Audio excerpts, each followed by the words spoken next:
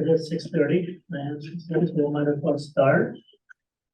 I would like to call this meeting to order. This is the Board of Directors meeting for Thursday, October 26th. This is our regular monthly meeting. And let's call the roll call, please. Okay, Director Schmidt, Here. Vice President Zuka, Here. President Vella, Here. Director Jordan, here, Director Wheeler. Yes. Okay, we have a quorum. We have a forum. And so we have to do the pledge of allegiance. So, Vice President, please lead us. I pledge allegiance to the flag of the United States of America and to the republic for which it stands, one nation, under God, indivisible, with liberty and justice for all. Thank you. All right, good. Next item, public comments. Right, I didn't receive any. we'll go. So the next item will be agenda review, addition, deletion, and full consent. So we are going to, one of the things that we're going to change is we're going to be moving item 8A. And that will be right after item 3. Before item 4. Okay? Any questions on that? No other old items? We're good? All right, good. So we'll move on to item 8A, which is to receive the report from town architects on plans for rehabilitation of the Dairy Lane Operations Center. Mr. Manager, please. All right, so our special meeting prior to this regular meeting was on this topic, so we are continuing that discussion into the meeting. Yeah. So we'll have Scott, Salgi, and Tom Field from Nolan Camp continue their presentation. Doing this better thing, I guess. Yes, please. That laptop is not long, but it has several issues. So, Scott, I'm sorry. Oh.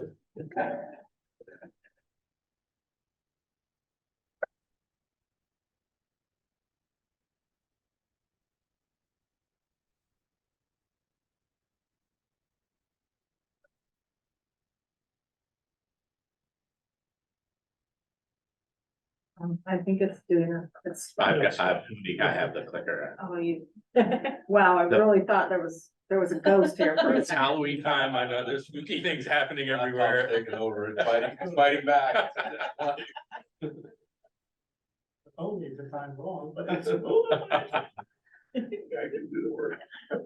So I think we had closed on this and had stepped into starting to discuss the overall project budgets. Can we just step back, because Absolutely. I'm still not understanding, to Brian's question, and maybe it was answered and I just missed it, but each of the designs have the locker room and the exercise room, I think, is what's giving me pause the most.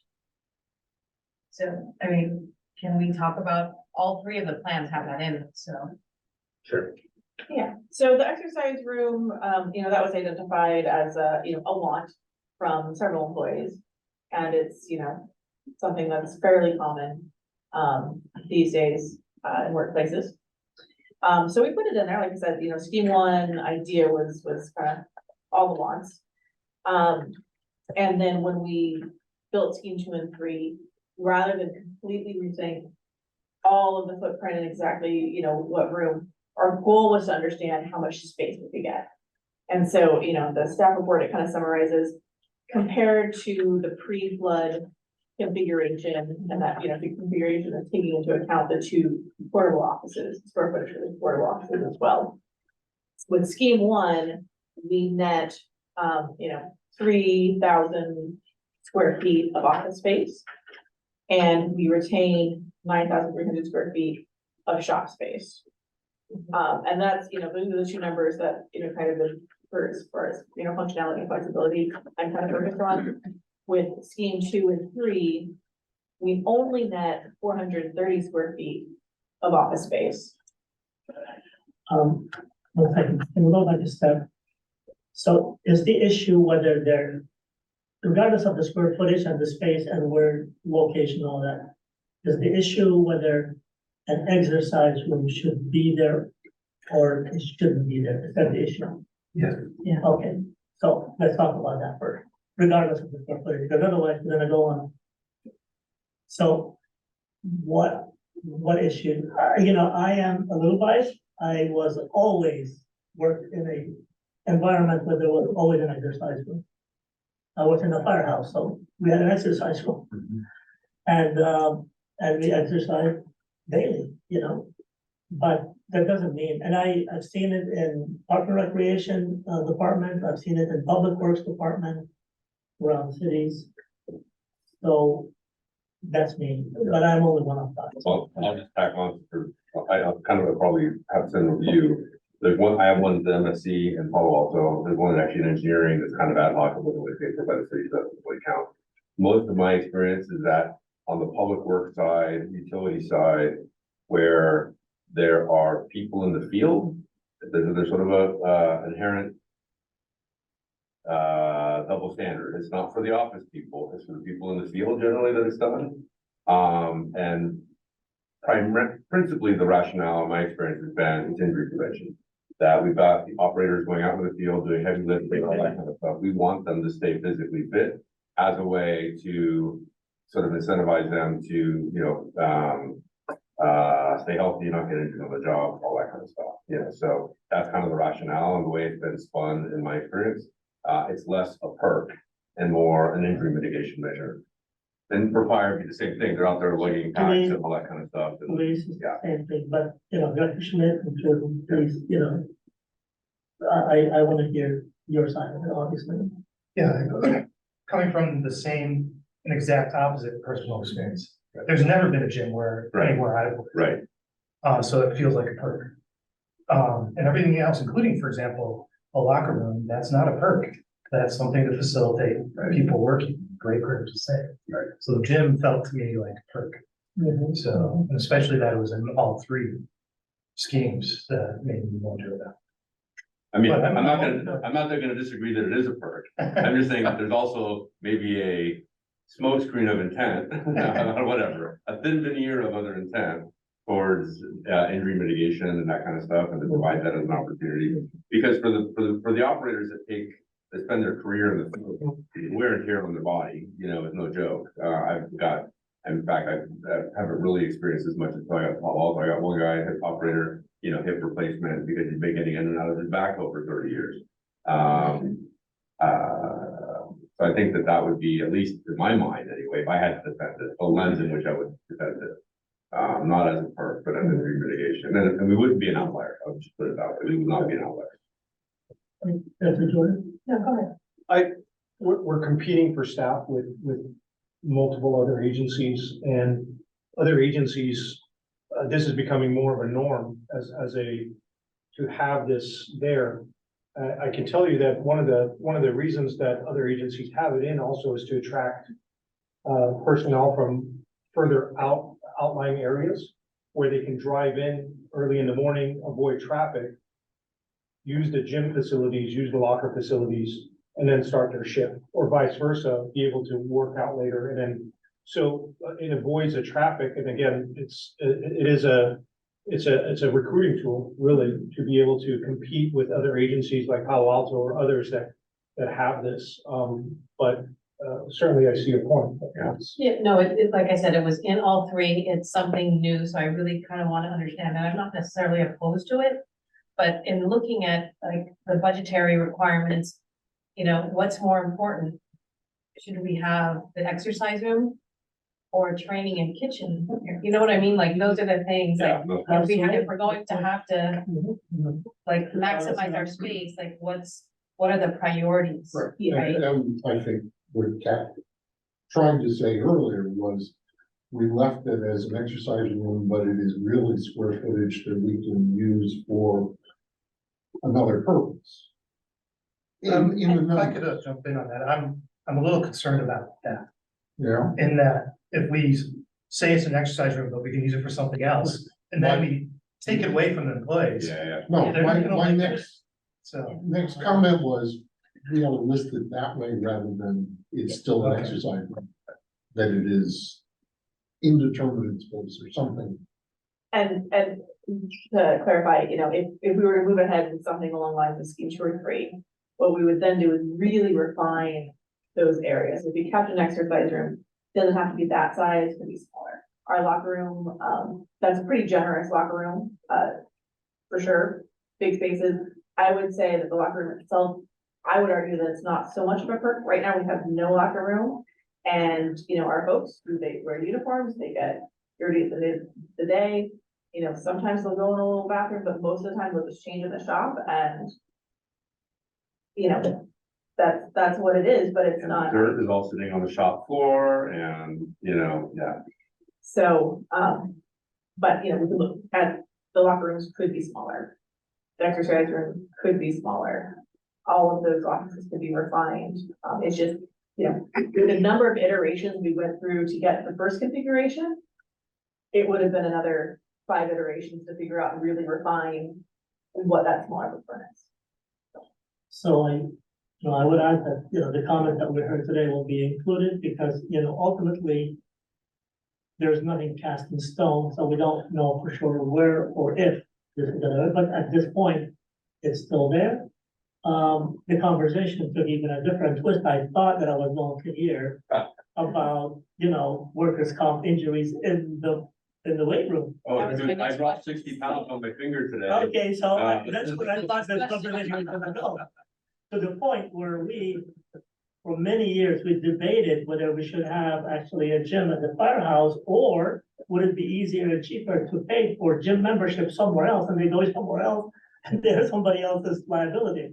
So anyway, but these are all good points, you know, because the concern is there, so please, you know, include that into the comments, and then we'll see where things will fall later on. Exactly. And that's why this is the first conversation, right? This is information only, ask all the questions, you know, figure out what you want us to figure out. And, you know, answer at a subsequent meeting, start the conversation. So, I mean, on that point, I guess what I'm seeing so far is great in terms of the analysis of, we're bookending the problem, we're going with the, hey, if money's not an option, and then, you know, sort of, you know, more fiscally constrained options. But what I'm not seeing is, we got the Folger property, that's gonna cost money. But what problem are we trying to solve? You know, it's not the problem of a rebuild to me. The problem we're trying to solve is, how do I provide operational continuity in the event of flood?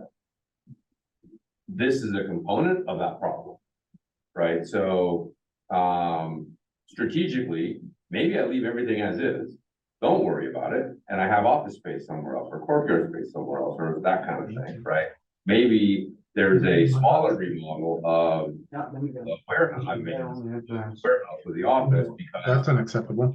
emergency, we could move all of our offices, do a TI up there, you know, have an EOC kind of situation. I'm kind of thinking we're solving a subset of the actual problem overall. What I guess my reaction to all of this in a nutshell is, I like what I'm seeing on that subset, but I do think we need to step back and say, all right, this whole area floods, rowboats and backhoes. So where are they? Get a spoon and Do in order to figure out how that's gonna support this. thank you. And then with that in mind, I can make a better decision about what's necessary on this operation. Does that make sense? That makes perfect sense, and we are also thinking about folders, so we had. Or, I'm sorry, or buying another building, Yeah, or, so. you know, spending $8 million and buying something up the hill a little bit. Well, And we can put all of our offices and not rebuild this office space, knock it down and just make it a warehouse. I don't know. yeah, we'll have a conversation about buying the property later in the agenda.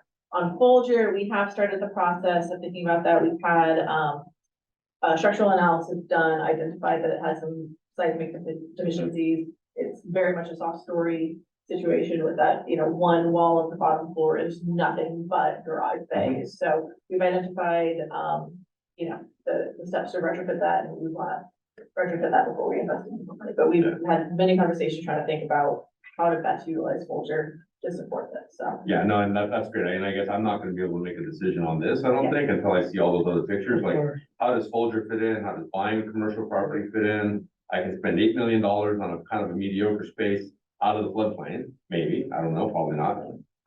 That I can move all the offices and board into with a $5 million PI or a $3 million PI.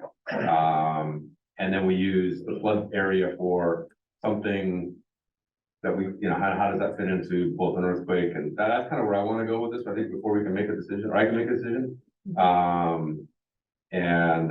So, you know, maybe I'm expanding your guys' scope and you're welcome. I think that's kind of what is the disaster recovery element of this. Yeah. That's more important to me than making a decision about Dairy Lane. Yeah. Well, and I think having developed the program and all the space needs and understanding sort of that, I mean, tying in recruitment and wellness, health and wellness, and the spaces that we think he would provide in a new modern facility for the district, then, you know, those set you on a path on the sort of real estate side to say, what are the fits about getting space and type of space to support those needs? Or if you, Yeah, there's nothing decamp, lost here in terms of effort. You know how much the ideal amount of space Yeah. is. I can rebuild it for 20 million, or I can go find it for 8. I'm making that up, I don't know. yeah, sure. With a yeah. $5 million TI. Yeah. And then repurpose it, or maybe that's cheaper. Yeah. And then we go some other route with Folger, or maybe Folger fits in somewhere with structural improvements to make it an EOC, because it's way up in the middle of nowhere. Yeah. You know, that would be the sort of the Venn diagram of options, for lack of a better term. Yeah, and we, you know, and we also, I mean, it's a tough conversation. We talk about it in our office as well, like, you know, we are in sort of a new working environment, and there's a cultural layer of having people under one roof and having, you know, people work remotely, hybrid remotely, and how, you know, how do we continue to build teams and experience and train and mentor in those scenarios? And so there's something else to consider, like, you know, if your operations on Dairy Lane and admin moves to another location, you know, there could be challenges that Right. And aren't actually like. And then my question will be, is that a $5 million? Exactly. Is it a $1 million difference? Pretty sure, yeah. Yeah, no, I think there's obviously more complicated solutions, but may benefit, in the long run.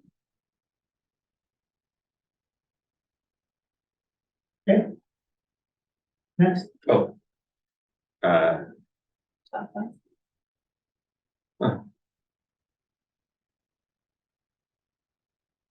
Monique, would you mind hitting the arrow? It's like 20. Arrow up key. There you go. And also thank you for all the insight about the exercise and sort of that wellness, about what the impacts could be. And I was surprised as well, like, I thought like it was gonna be a risk management, discussion for sure, but I appreciate all. which is also a good conversation to have as Yeah. well. Yeah. It's real. I appreciate all those different perspectives on that type of space. Well, and I designed the fire station when I was at San Mateo, and we spent 6 months on design review. 3 of those months were designing the gym for the firefighters, so, you know. They didn't care about the rest of it. They didn't care about the engine room. Yeah. They really cared about the gym though. Have you ever calculated how many injuries you have prevented? Thousands of dollars on every contract? Okay, Speaking of risk management, so this is sort of the overlay of the contingencies that we built into all the costs for the construction costs and the soft side of things. So all the project design, engineering, management, along with construction management for the proposed schemes. So our strategy for design and engineering for construction, we have a 15% contingency that's built into all the total project costs that we present in that following slide. And what we try to do is build that, start at that number, and then as the design progresses for each phase, it reduces by 5% until 0. And when you go out to bid for your project. Sorry, good point. Quick question. That's a contingency on the cost of design, not a multiplier on construction to estimate design. No, that 15% is a contingency on the construction cost itself. Sorry. Conceptual design and engineering, 15%. I interpreted that to mean you took construction and you assume that design and engineering was 15% of the cost of construction. Oh, no, sorry. Yeah, that wording is confusing. I apologize. So for the conceptual design that we presented, and we've put in 15% for the overall construction of the project. So we have Contingency on construction. on Okay. construction, Yeah. hard construction. Okay. I apologize, and we can add this. And then this way, Hard correction makes construction, sense. we understand. What was that? Hard construction, we understand. Hard construction. Absolutely. Yeah, Oh, and then construction management estimate 4.5%. Is it 4.5% contingency on the construction management estimate? it is, yeah, so we put in, well, that we can present the whole, cost piece, but the construction management piece is sort of in buying, obviously someone to run the project for the district. So we have estimated that at 4.5% of the total construction of the project. Okay, got it. So that just put into your. That's what I thought. Into budget, yeah. Okay. And then escalation from, we put together a schedule. I think you have a draft schedule timeline. And so 9% to midpoint is what our estimators have put in for their construction estimate for that. And then on the client side, district side, owner side, holding, we have 8.5% that we put in 8.5% for during construction for a contingency for the big unforeseens and other things that maybe arise that need to happen, or the project changes, or you have desires or more money, or what are the things that you would do to so we've sort of tried to budget those into our overall estimate. And then the comment down to the bottom, so we have our soft cost model, which is design engineering, permitting estimates, construction, that 4.5 construction management, along with a package for AV for the boardroom and FF furniture, fixtures, equipment for the new spaces. So all that's in the soft side of things, along with a few other line items that are smaller. I'm just trying to draw out the bigger pieces. And those are all primarily related to the square footage of the different schemes, along with those associated costs. And then this is our summary. So each scheme has its group. We broke out the sort of overall square footages for the individual spaces. And then our estimator has provided a construction cost, and we've provided you the backup for that for all their line items for construction. And then we have a soft piece, which is in obviously a bigger building, the percentage will be a little bit smaller for the soft side of things. Than a smaller building is, more focused, but you still are spending, a higher percentage on soft cost to get that project designed, engineered, approved, and underway. And then a total for those of the hard cost and soft. And so we have our budget list has all the line items that we've estimated. I'm sure there's other things that, could be things that you want to take a look at, like it could be technology, or it could be, SCADA, or it could be equipment, or vehicles. We've included, I think we've included how many charging 10 charging stations in the estimate. So anticipating fleet vehicles, staff vehicles. So that's our first pass at including something like that, which is it's an expensive undertaking to support, but in looking towards the immediate future about fleet electrification, staff vehicles.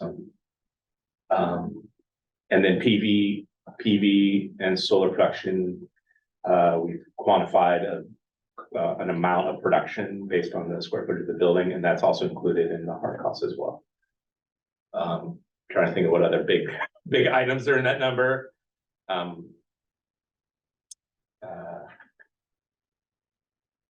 think that's probably a good summary. Do we have anything else? Could we sell EV? What, EV service? EV? Could we sell EV service? Oh, EV service. I guess so, but. If somebody wants to We'll see get more. charge the vehicle, charge them. Yeah. It's 10 station, that's a lot. Yeah, well, So what I think, Scott was alluding to is the new CARB rule that, says as we, replace our vehicles, they're gonna need to all go electric. So at some point, our entire fleet will be electric. More and more employees will have electric. So as we, obviously when we get there, we can talk about whether it's we pay for the cost of, as a perk, of electric charging for employees, or if it's one of the ones where, you pay, but. So actually, on that front, is there a backup generator in that whole schema? You have a generator now. We have one. But is it capable of charging electric vehicles? Yeah, I'm not sure. It's gonna have to be, we're gonna have EV and we're gonna wanna survive a disaster. Yeah. And be operational in a disaster. Okay. That's one of the things that we're struggling with. City council has, in my city, has said, and ahead of CARB even, no more purchase of gas powered vehicles. And they haven't solved the problem of when we lose power, what are we gonna do? Right. And so we're pushing back really hard on that to say, this is a chicken and egg, or, cart and horse, or whatever you wanna call it. You gotta solve the emergency thing, because people are gonna expect me to respond in an emergency, and if I don't have charging, what's the point? Yeah. And so if we're gonna go all EV and we're in this process, we have to have the disaster, again, that's the problem. What's the disaster side of this look like? So these estimates don't include the solar package. No, they do. They do, yeah. So wouldn't the solar be in charging? For all of our vehicles, for our dumps, and all of our Oh, yeah, the heavy vehicles. heavy vehicles all have to go electric too. Yeah, Backhoe eventually, not yet, but it's not just the little passenger ones and stuff, it's everything. What about batteries instead of generators? That might be an option, but again, it's like, what outage are we trying to prepare for? What's our battery capacity, how long is it gonna last? And a PSPS, my parents were out of power for 2 weeks, that's just a PSPS. So I don't know that we have one around here that would result in that, but we had a couple of summers ago that took out parts of San Mateo for like 3 or 4 days. So the battery would have to survive that. Then the question is, in an earthquake, how long would we be out of power for? And when we still need to be able to provide operational capacity, right? So I don't know that battery gets us there. Or battery plus solar? Battery plus solar might, what's our charging and what it look like and everything else. Again, the generator is not intended for use in any other situation than you're turning it on monthly to make sure it runs. And when we lose power and we gotta run the facility, right? So at that point, the carbon footprint is fairly minimal. That's the expense and the permitting is ridiculous. Yeah. But it all gets down to what sort of service level we want to provide, really, Yeah, and so the current codes that will require us to put in batteries in order to mitigate and get to off-peak hours to sort of protect the grid. So we have that, but it's minor. It's a very minor step this time. It's the office space, it's not the Yeah. PV. Is it a battery for the office space? It's a battery to offset the time of use of power. Mm. So that they want to push to off-peak hours for use to mitigate impact or, the pressure on the grid overall. So the code is it's a minor step this round to include batteries but we're putting in the infrastructure to push through push from PV through our panels, through their panels into batteries for storage. And we're doing the design work to plan for all that. And so it's in the cards right now. And so then it comes to quantity, it's a good question of quantity for fleet vehicles. It is a Wild West. It is going to be a really dramatic shift. I mean, and the other thing is that we're dealing with, they're gonna weigh so much that we're not sure that our courtyard asphalt can take it. So we're like, we're gonna redo the entire pavement grounds to take the actual loading of Interesting. vehicles. And in the hilly terrains, it's not, you're gonna run out of juice pretty quick. Yeah. So I don't know if you know, but the Los Altos Community Center, we're now putting a plan together for a new generator, and they're asking for, I think, 72 hours of uptime for that facility. And that's a resiliency and battery and charging for cars. They have a whole list of things that they want to support when they need to. I think that's a great observation. Yeah. There's not a new generator in our estimate, but we're happy to help. Add 100,000. We're happy to help, think about that and include that in. Future plans. So, obviously, we have the cost here, you can see, 20 million for the full shebang. And, if we did just a single story, it's still, almost 18 million. And then if we only rehabbed, the existing building, which, as we talked about, has drawbacks, you're cutting it down to 15 million. We looked at other recent, projects and design, and to kind of give that, some context. I have the numbers here. Do you have the numbers you wanna? Oh, if you have them in front of me, I can pull up the. Forgot to, well, I think I printed it, forgot to do that. But so North Coast County Water District, they're looking at, a new admin building and then renovating their yard maintenance. Mullingham is doing that design. So that's a $20 million construction cost. And so soft cost is on top of that, right? Yes, suck. Yeah. Was that about a 20%? Of that? Yeah, and it's probably 25%. So 25. To compare, North Marin Water District, it's a smaller renovation. They're putting in a water quality lab, and that, that's high at, $1,300 a square foot. They're renovating an existing admin building and doing improvements, on their site, yard. The estimated construction cost, so not soft cost, was 12.4 million, and the bid came in at 11.7 million. So that's a 12 million for a smaller project. Orloma Sanitary District, how the size of that project is. Tom knows, Yeah. or he'll make it up. No, he knows. 4,000 square foot, new building and some renovation of their skater room. But it was about 5 million. And but that's a prefab building, right? The new building was not a prefabricated building. I'm sorry, okay. Yeah. And then we also have Carissima, which Juben shared the costs with us. So it's about a 7,400 square foot new building, right? The garage. And that's current construction cost estimate of 14 million. That includes the heated floors for it. Beautiful. And you, Only goes out this way. does it really? Oh, I was like, when you added, I'm like, oh, wait, that could be real. But no exercise. We have a multi-purpose room that can be used as a. And when you wanna use it for something else, you gotta move away though. No, but it does include that, and we did it for, again, recruiting purposes. And then, Is that a two-story? Sorry. Yeah, it's a 2-story and we're cutting into the hill, so it's actually a pretty, the first story is a massive retaining wall, so. It's not a freestanding 2-story, so it's a little deceiving on the cost.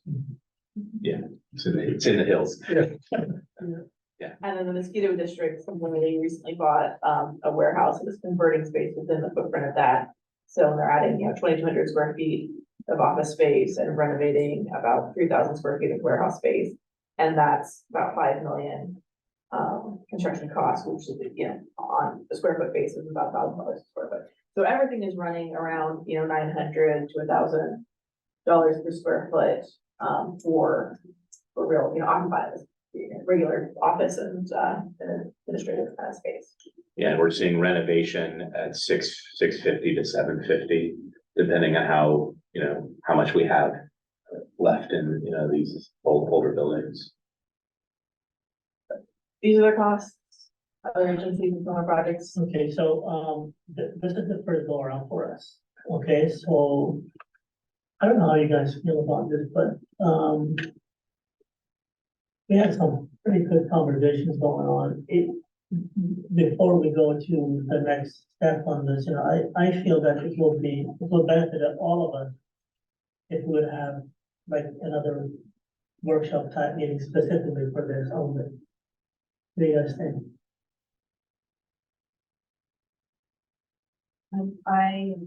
I tend to fall in line with Matt, where, yes, we need to look at what the options are at Dairy Lane, but if we're looking at funding options and we have to rehab Folger, that should be folded into whatever funding we're gonna go after. So I while I do think we need to continue the conversation, I think it needs to be part of the holistic conversation.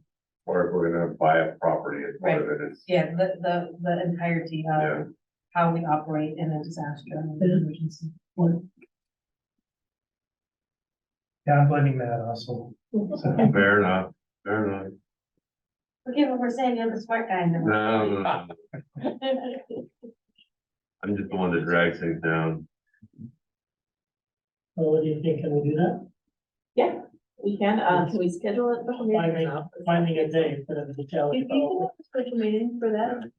I think the question is how long do you guys need to do the larger analysis? Because it's not a trivial amount of work to sit down and say, okay, there's a Venn diagram of 3 different things.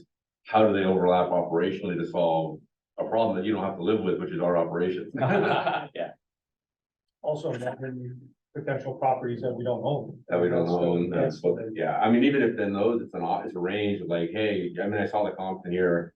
A range of properties, somewhere between 8 and 12 million, or you can planning level conversation. And then we don't have the property identified, but we know that's where we wanna go, and we have to sit for a year to get the property and go down that path, you know, or wait for interest rates to come down or whatever. Yeah. Keep on. We're not exactly Keep going on out for a dreaming. 30-year mortgage. So as far as funding, potential funding sources, what are we looking at? Yeah, well, so here's the next slide. Which is, this, we did kind of a initial kind of gathering of kind of options and considerations, and, my gut would be obviously the combination of this, whether it's, this renovation project or if it's new property or what, right? So, there's always the certificate of participation option. We had a very initial conversation with Wolf Hansen.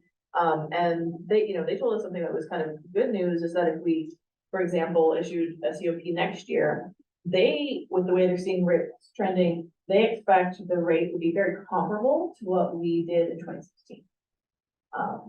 Which was what, 3.5? Yeah, it was a little under 4. Do you remember off the top of your head, Renna? Yeah, I think Kurt's close. I want to say it was between 3 and 3.5, all in. Okay. So there's, direct lending also with the bank loan, the line of credit. There is, kind of an interesting concept, called design build financing.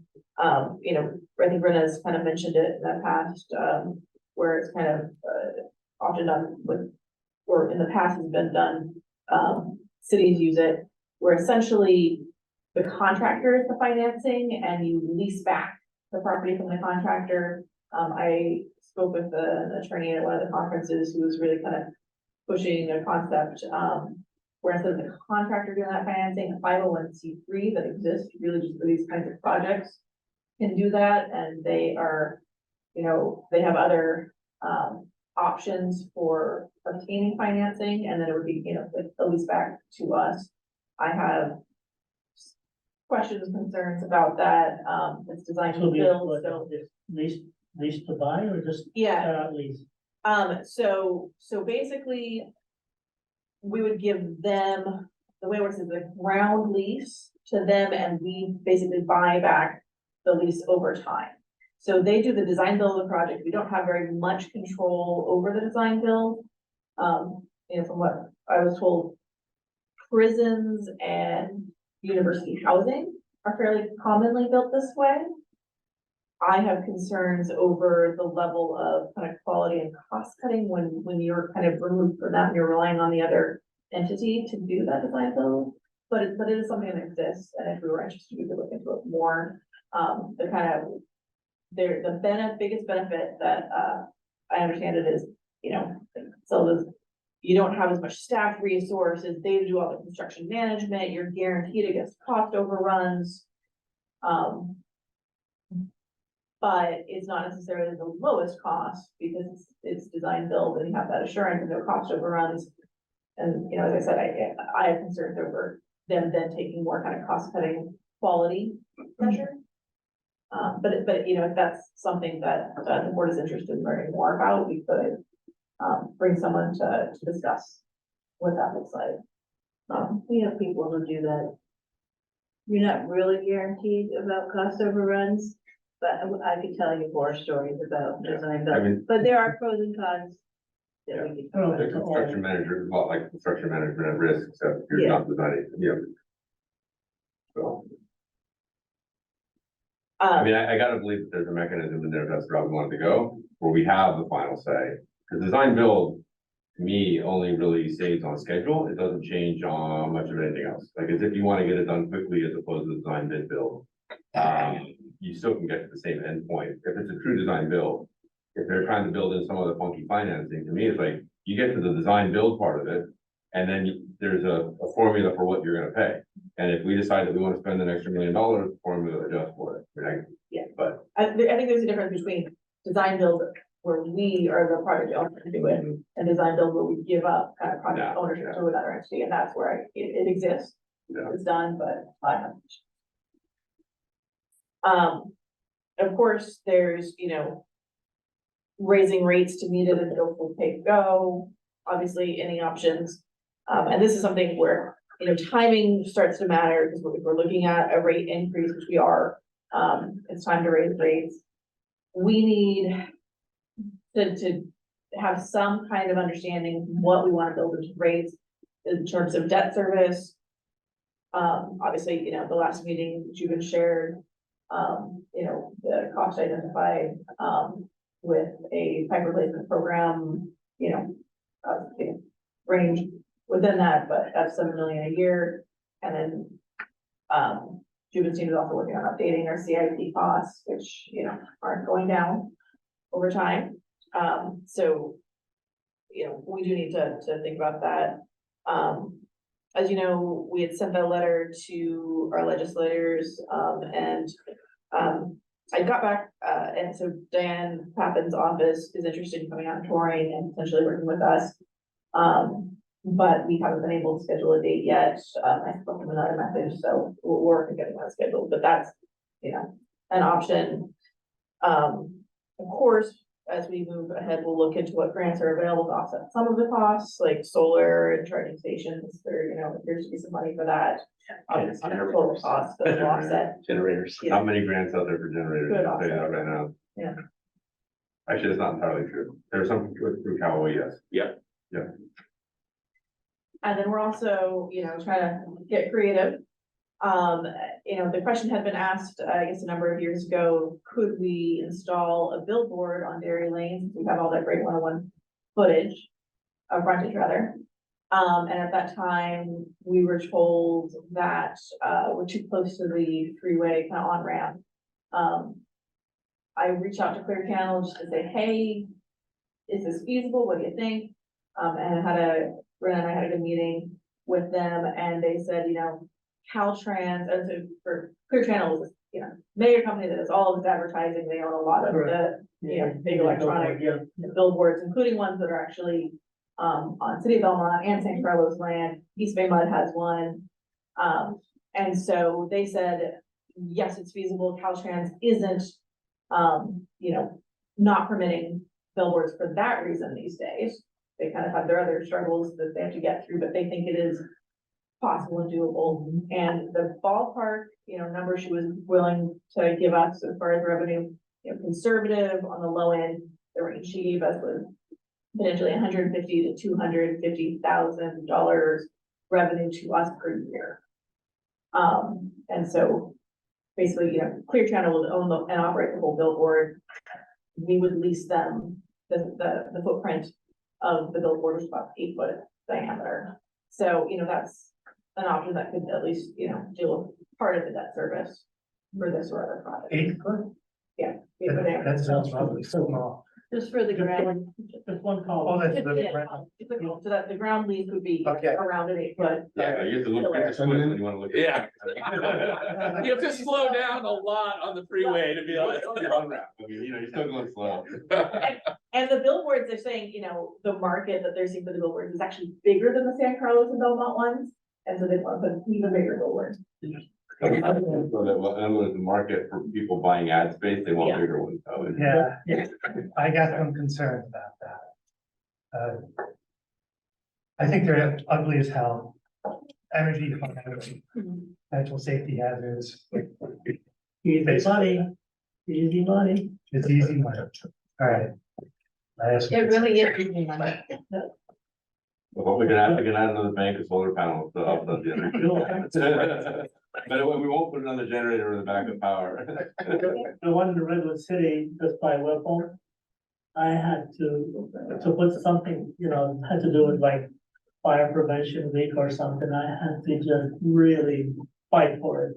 And technically, we had room to put it, but there's a lot of demand for advertising for those, so.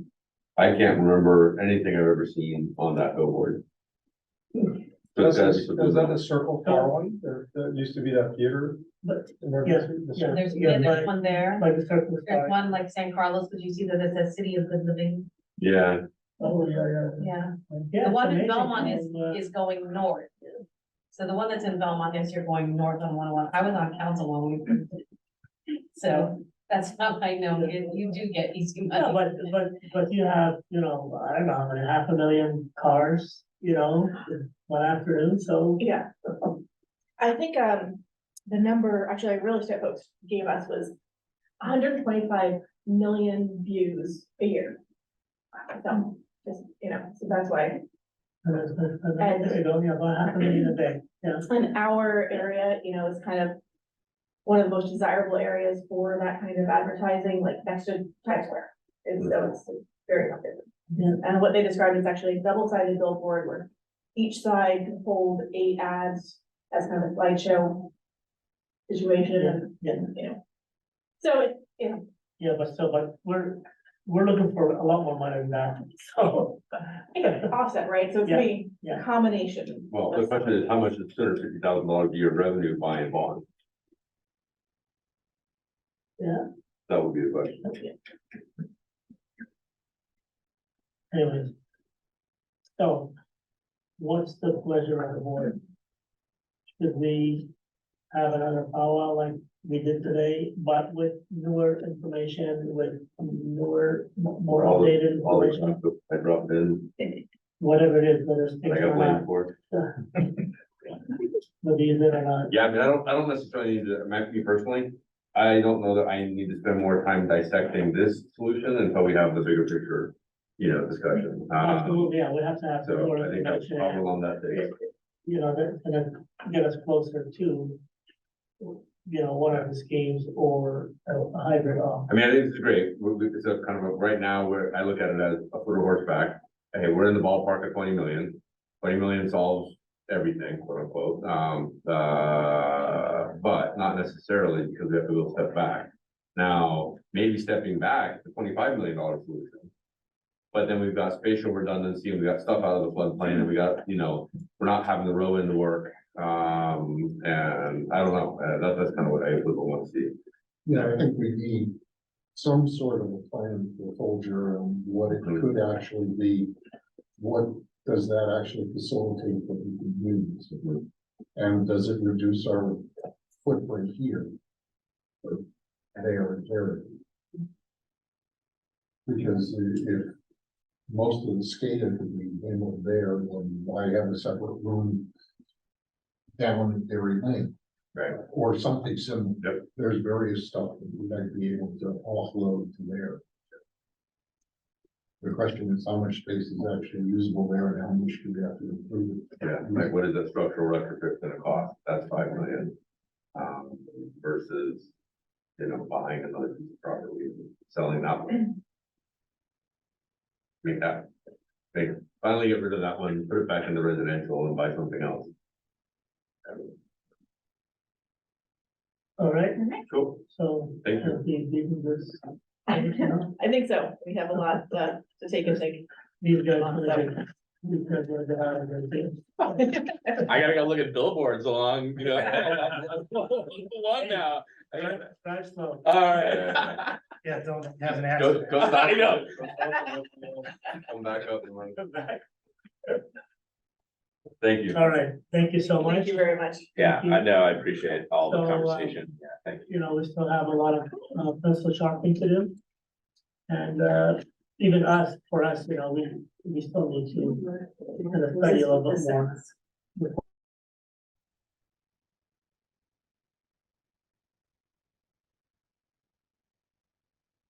Thank you.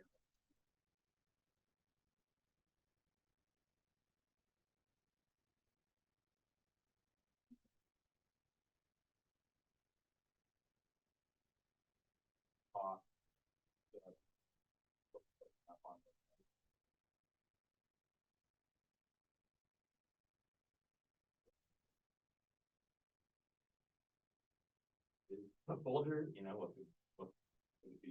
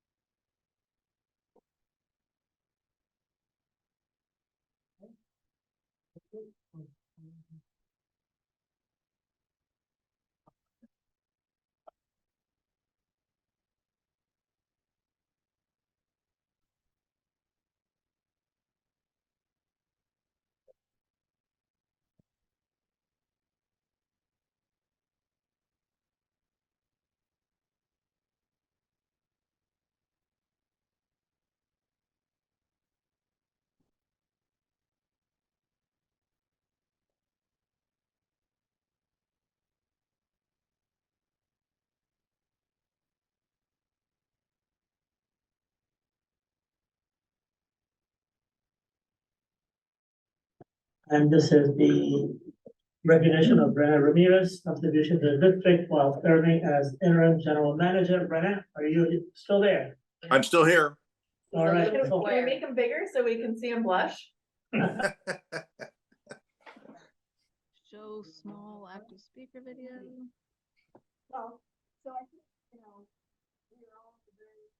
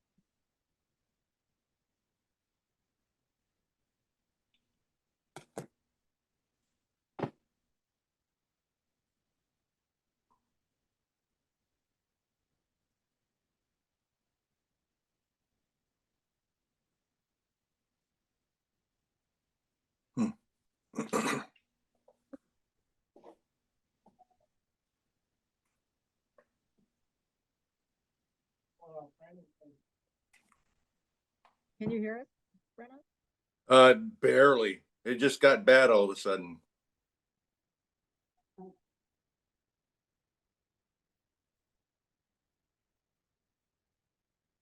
What did you do, Monique? Can you hear us? I can barely hear you and I've got my volume up all the way.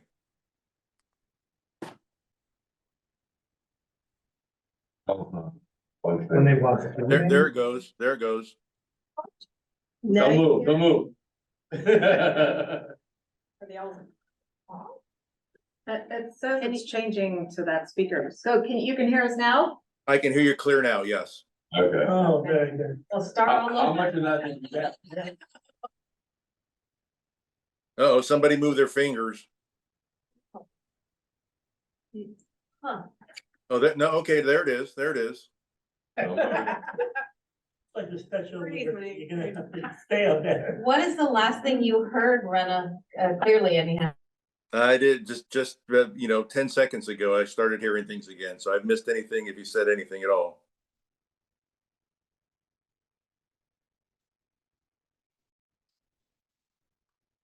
See, right now it's gone mute again.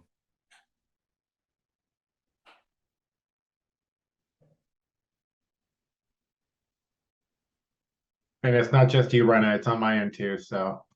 Okay.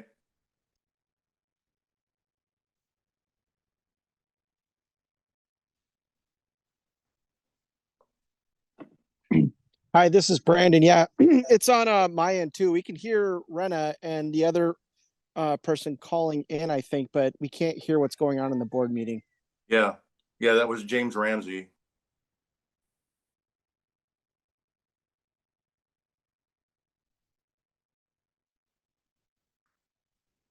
So did the owl stop working?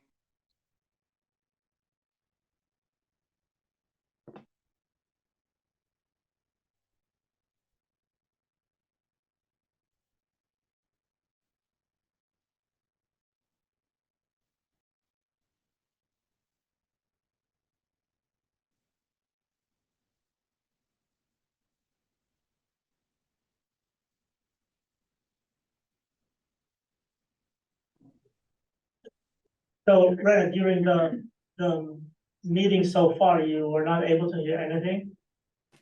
No, it was fine through the discussion of the building, but then as soon as we switched to, or that ended, it just, all the volume just kind of went away.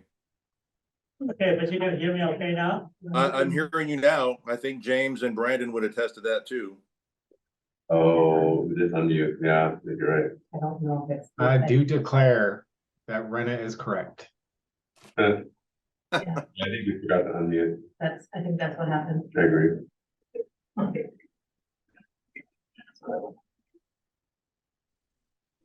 Too late on this one. That one's working. Like, I never muted it. I didn't touch any of that stuff. So I don't know. There's less calories when you have cookies with others. I don't know how to get that. Seems to be working now. Those Thank are you, I'm gonna- words of wisdom from the Speaking with Brian. Yeah, I only have four. So I want that, yeah, I've already had one. So I got two more to catch up to you.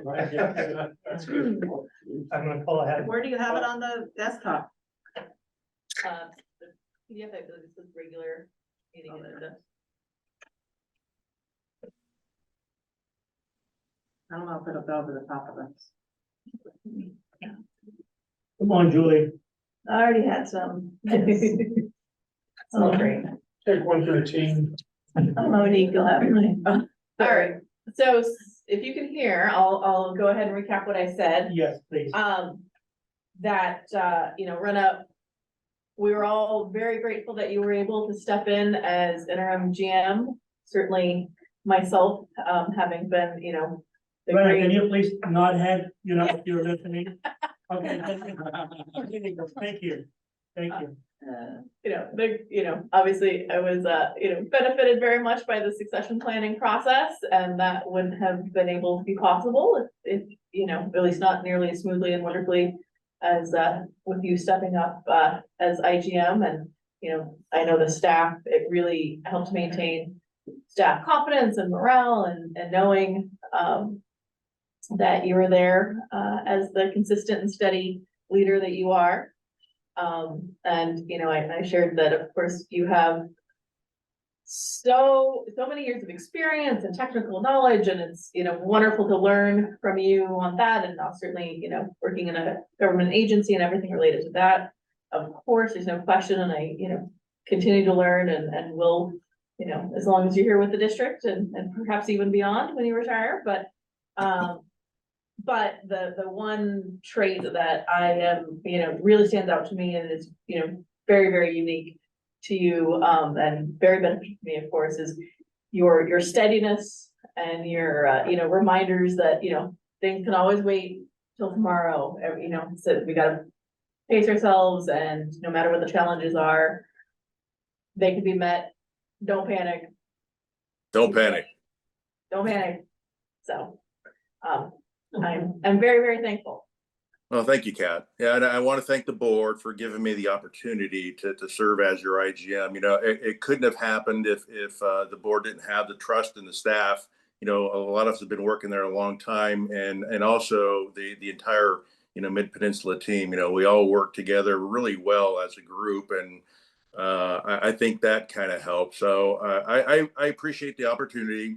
I don't plan on going anywhere for another couple of years, and then at that point in time, then I think it's time for me to pass the baton. I'm kind of looking forward to that. As you can tell right now, I'm at home. I have a family event this weekend that we're going to be attending, so I can't be there tonight, but I do appreciate, again, the board's, trust in allowing me to carry on the torch, so to speak, while Kat was given a chance to acclimate, in the life of public service at this level. She's a real sharp person. I think she's going to serve the board and the community and the staff at the district well for a number of years. And with that, I'm going to end my comments because, it's 7:30. We've got some more in the agenda. We've got a closed session item. So again, thank you, board members, for giving me the opportunity. And Kat, thanks for the kind words. And let's get to work. Thank you, Rena. Thank you. Thank you, Rena. Thank you You're so welcome. much. Before we Thank you. completely end this, we Yes. did prepare, Don't leave just Rena, yet. a little something for you. We had a jacket, a nice rain jacket made Oh, wow. with a mid-pin embroidered. You did say that go to work, right? So Yeah. there we go. So, Yeah. Jack. Wow. rain or shine, you're ready to keep working. Oh, cool. Thank you. So we'll be waiting for you when you get back. All right. Great. Hopefully it'll get Thank you very much. rainy again this winter. so- Yes. Yeah. All right, very good. Thank you, Rena. Thank you, Okay. Rena. Thank you. All right. We move on to the consent agenda. The consent, we have the approval of the minutes.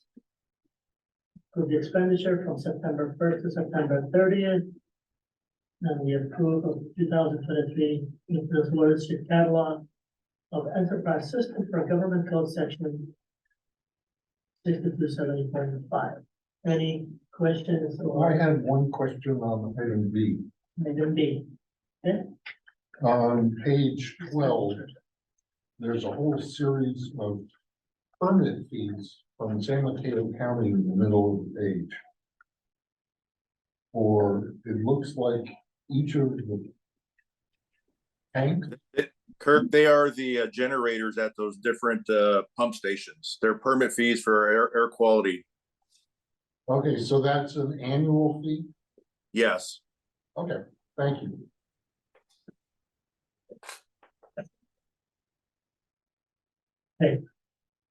any more comments or questions on that? Motion to approve consent calendar? Consent agenda? Move to approve the consent calendar, A, B, C. Second. Okay, I have a motion and a second. All those in favor, please say aye. Aye. Aye. Opposed? Okay. Good, we'll move on to hearing and appeals, none. And number 7, the Mid-Peninsula fiscal year 2016-21 capital improvement project and the COP circular of participation financing. General Manager, please. We'll hand this one over to Juben.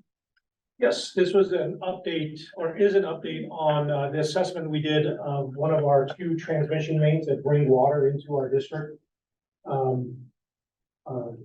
I was reminded at the last meeting that I didn't actually give an update on this when we closed it out. It was, and I apologize for that. I'll blame COVID. Everybody blames COVID, but, Or Matt. or,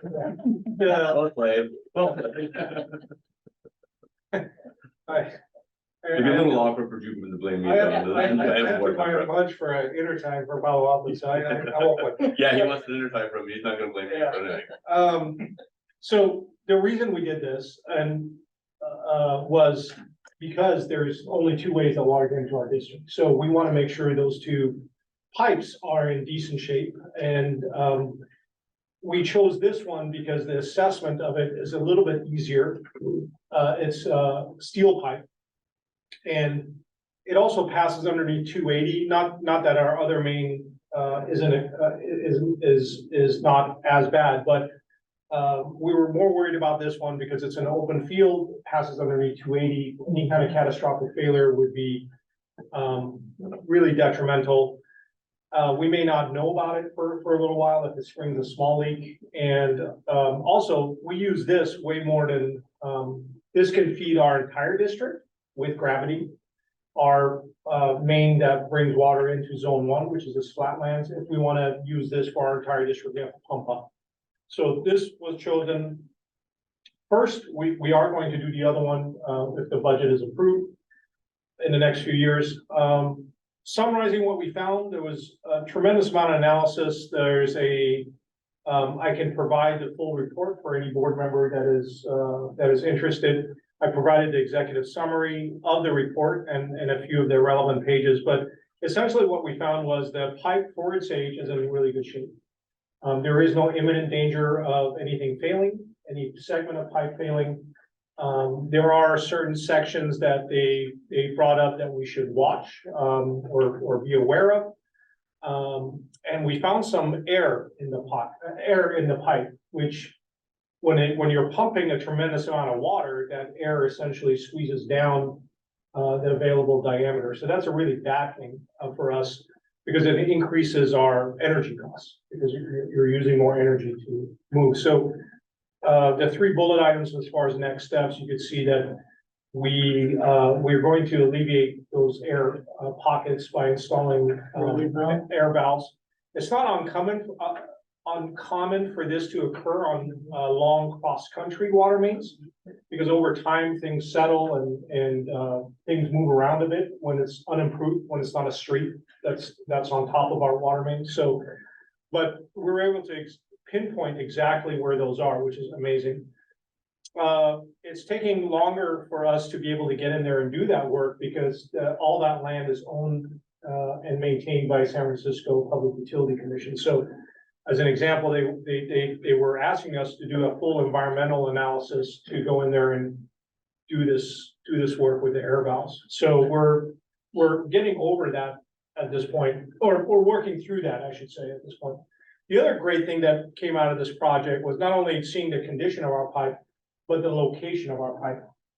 So the tool that they used, we had an idea of where it was, and if we needed to identify it, we could, because it's metal and we could kind of trace it. But in some locations, when it was shown on our map, where it was shown on our map versus where it actually was tens of feet away.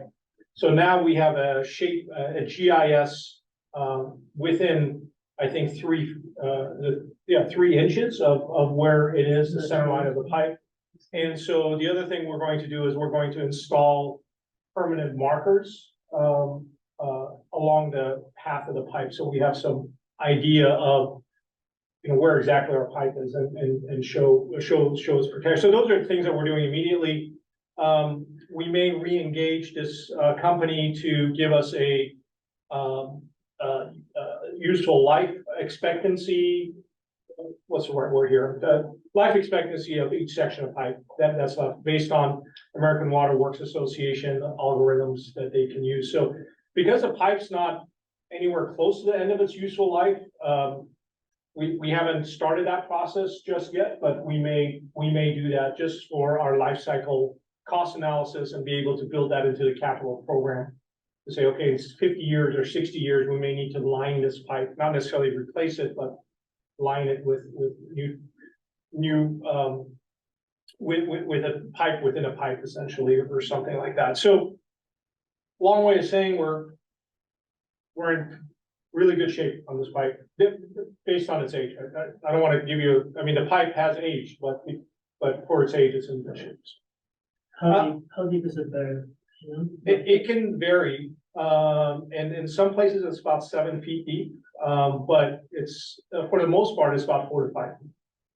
The one thing I wanted to point out, I'm sorry, go ahead. No, the reason I'm asking is because I was kind of not confused, but I was wondering why we didn't have the mapping on it. Was it something that at the time when they installed because of security that they didn't want people to know where it's at and we'll put in markers now? Why there wasn't markers or why? No, we- why we didn't even know if it was like a mystery where it was? We were 10 feet off, you said, right? Well, in some locations are maps and that's not uncommon for this generation in the sixties and seventies when pipes are, it's an open field and they're just going from point A to point B. You know, the best, sometimes you could see that it kind of followed the terrain because it was easier. The, you know, inspections So were in not those the days, greatest. What I'm saying is that they weren't thinking about anybody maybe sabotaging the line, probably. I don't think it like was a But security. now we do, now we do, right? Now we think about that stuff, you know? Exactly, They would have had to have a field crew out to survey it, so yeah. that expense was, Yeah, not so much. plus or minus. Yeah, It's not uncommon to see this on cross-country water mains because it just, it's an open field and it's a protected field that no one's gonna build on. The one thing I wanted to point out is the section underneath 280, which was my biggest concern, which is steel pipe. It's actually in excellent shape. There is no distress on it at all, which is fantastic. Or is there a casing on it? It's a casing. So I don't know what condition the casing is in, but the pipe itself is in really good shape. So even if the casing fails, the pipe is designed to, you know, hold that. So the other good thing that we did as part of this was we exercised and were able to drain the pipe and refill it, and we put in some additional facilities to be able to access the pipe better. So there was other ancillary benefits of doing this work. So it did cost, you know, a couple of $100,000, so it wasn't cheap, but it's always good to spend that money and say that we didn't find anything. So But the relief valve is going to be a huge improvement. Absolutely. I think that, yeah, it'll be really interesting to see our power bill before and after, once that put in. So I compare this to like a PET scan of your body and finding that everything's clear. So. You've aged, but everything's clear. Remind me, how did the device move? You get to generate the water demand somewhere? We have control over water demand here because it goes into a tank. Okay. So it's actually really easy you for us really to do that. control that. We have to slow down the, usually we run a couple pumps at a time, but we have to slow it down for the device to go at a certain speed. We're going through the same rigmarole with San Francisco where they want to inspect Palo Alto pipeline with the 36-inch that feeds us, the 3 of our 5 turnouts. And they want us to somehow generate 4,700 gallons a minute of demand for 7 days. Yeah, it was, you know, for about half of it, it was pretty quick. And we were concerned when we first hired them because it goes uphill. So, I mean, it's a pretty big device. I mean, there's pictures in there of how big it is, but it just swims up, you know, like a fish, and it worked out, so. Did it say there is video? There is. It's not essential, but I'd be interested to see snippets from the video, if there's anything to see. It's pretty boring, but sure. I mean, yeah, absolutely. So let me make a note of that and I'll get it over. You know, we see PBR sewer lines that can give you some video of that. That's actually more interesting, to be honest with you. You find some You find some weird dead stuff. animals and, Yeah. you know, diapers. Can you add maybe some background music? I have no, yeah. So I don't think it's snippets. I could probably give you the raw file and you could just go through it or something, so. I was thinking it'd be interesting, especially to see the defects. You can't see it. The defects on the You outside. can't, yeah, the defects are all on the outside. So because corrosion is attacking the pipe from the outside. So the inside is actually really, if you start seeing things on the inside, then you're in really bad shape because the coating of the And pipe. you should worry, yeah. But yeah, so the only thing that you can see that is somewhat interesting is the air. Okay. So there's, you know, like the top of the pipe, you know, you can kind of see it come up and there's air and then it kind of dives back down. So I'll let you know, like minute 32 is air or something, so. I'm just curious, how do the mapping work? GPS Yeah. isn't gonna work, right? No, they follow it. they follow it on top. With a radio or something? Or- It has a transmitter Okay. that it picks up, so as it's going, someone is walking with it, and then that's transmitting the GPS. But I will, that's a cool request. I've never had anybody request that, so I'm excited to share what we see, so. Yes, absolutely. Couple hours of nothing than a bubble, but I'll take a bubble. Just put it on fast forward and see something zoom by. No, I think a couple $100,000 for this makes a lot of sense considering what the risk is if this Exactly. thing fails. Exactly. So that was my next question, well, that was my question is, so when would be the next time that we would want to do this exercise again to see the whole thing? Yeah, so we were, my computer just. Okay, sorry, we were looking at doing this on a, before we had the results, thinking it was a lot worse, every five years or so. And the cost would be less technically, because a lot of the setup costs are, they've already done for us. But seeing the results that we saw, There's no need to. there's not necessarily a need to do it that often, so we're gonna probably come back to the board with that analysis, see the life cycle, left. And even in that case, we know where the problems are right now. So we can even dig down using a vac truck and, dig down to just those segments. And maybe even just monitor those segments rather than the whole, instead of doing an analysis of the whole thing, just go to 5 sites and say, okay, we know we're gonna have problems here.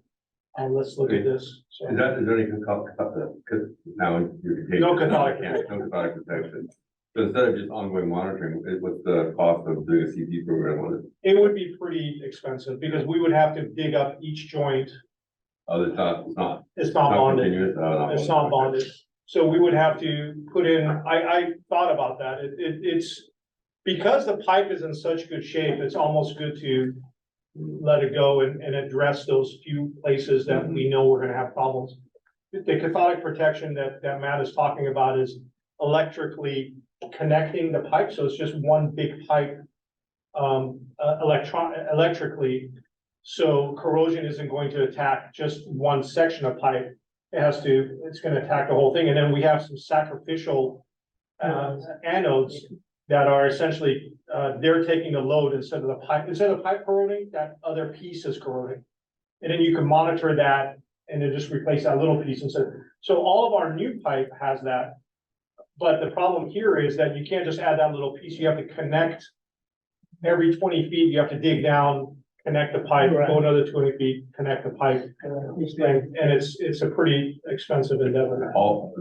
Have you taken over a gas system, all the steel pipe has an impressed current cathodic protection on it and Palo Alto, it's just ridiculous amount of infrastructure. Right. To protect steel pipe. But that's a active Exactly. system. The one that we put in is passive. Yeah. So basically, we just wait for that thing to, wither away, and then we go put just more like another sack in there, so. The anodes are still magnesium or they change the different. There's two, there's magnesium and there is and it just depends on the soil type. We have a corrosion engineer that helps us decide. It's magnesium and, Brandon, what is that other bag? It's magnesium and, sorry, I could send that with the video. Yeah. Because that would mean that you have to replace that add-on too, because That corrodes doesn't, fairly quickly too. no, it depends on the soil. Yeah. And like in this case, It it should would probably be yeah, 20 because it's not years, corrosive 20, at all. 25 years. Yeah. Yeah, it would be really, long term. Cool. So all in all, really good results. Well, thank you. Good news. Because this is a very important, it goes right next to my house, so it's good that it's in good shape. We don't want it to blow. Because I'll be swimming all the way down Wall Street. Gordon, did I answer your question? I think you had a question. Yeah, I was just saying, when would be the next time, and I think you kind of said that we don't need to do it every 5 years, that was the initial estimation. But now that we have the results, there's just places we can monitor. And depending on when we do that life cycle analysis, we may program it in every 20 years or, just to get another baseline. Yeah, no, I'm just curious as how often you go. But we're not done with, I'm sorry, but we're not done with it yet because we gotta do the one down here. So, and this is a different type of pipe, it's concrete. And so same technology, but not, so we're going to. All right, good, good report. Thank you so much for the information, and we will now go to item 8B, which is to consider resolution 2023-27, approving a reorganization, including revision of the org chart, revised employee classification, and reinstating Rena as operating manager. So, German, please. All right. So these three, items are, related to kind of just addressing things with my appointment, as well as looking ahead to the next step in succession planning, which breaking my heart, of course, Monique has decided that she'll be retiring in October 2024. So, first is the, redoing the org chart. Obviously, taking away the interim GM position and the assistant GM position and reinstating general manager and operations manager. And on here, you'll see, so we have administrative services manager, and coming off of that is management advisor. And so the idea of that is, as a succession planning position, if Monique is retiring in October for a 6-month overlap, we ideally have a new person on in April of 2024, and then Monique would move to the management advisor position. So it'd be temporary and for that purpose. And then we have, some other up here. We have an administrative specialist who has previously expressed intent to retire at the end of next year, although now we're not entirely sure of his timing. And so again, this is a succession planning position. Once we're more sure of that person's timing, then we would open this up. And related to that, on the org chart here as written, it has the management advisor and administrative assistant advisor positions marked as vacant. And I'd like to actually change that to say under consideration, just so it kind of, sometimes more flexibility of time. And so those are the major changes. And I know actually, Kathy, you had a couple questions. If you want to ask them, I can answer them now on the org chart. Yes, thanks. So I was just trying to understand, because I was looked from the draft in July to today. There was another administrative specialist added, if I'm looking correctly, and then another lead operator. Yeah, so the new administrative specialist position is actually a reclassification of the water resources coordinator position. So it's not a new, it's it was a personnel, Got it. action. Okay. And then there is one more water system operator position in this compared to the previous, but there's one less maintenance tech position. And as over time, our goals for all of our maintenance techs to get certified and become operators. Ideally, this chart would have no maintenance techs and all operators. This particular case, it was actually a maintenance tech who left the district, and so instead we opened up a operator position. So those are those changes. So can you explain why we're reclassifying the water resources coordinator position to an admin assistant? Well, it's a personnel matter. We can talk kind of offline, but. Well, I mean, it's not a personnel matter because you have a function here that you're getting rid of. That's not personal. Well, it's the same individual. Was reclassified. Okay, but we don't need a water resources coordinator. That's the function. Like, you see what I'm saying? Like, So I don't know. I'm not talking about the individual, I'm talking about the job, like. So- How do I explain this? So essentially, the person will be performing the majority of the functions, but some of the higher level will be reassigned to a supervisor.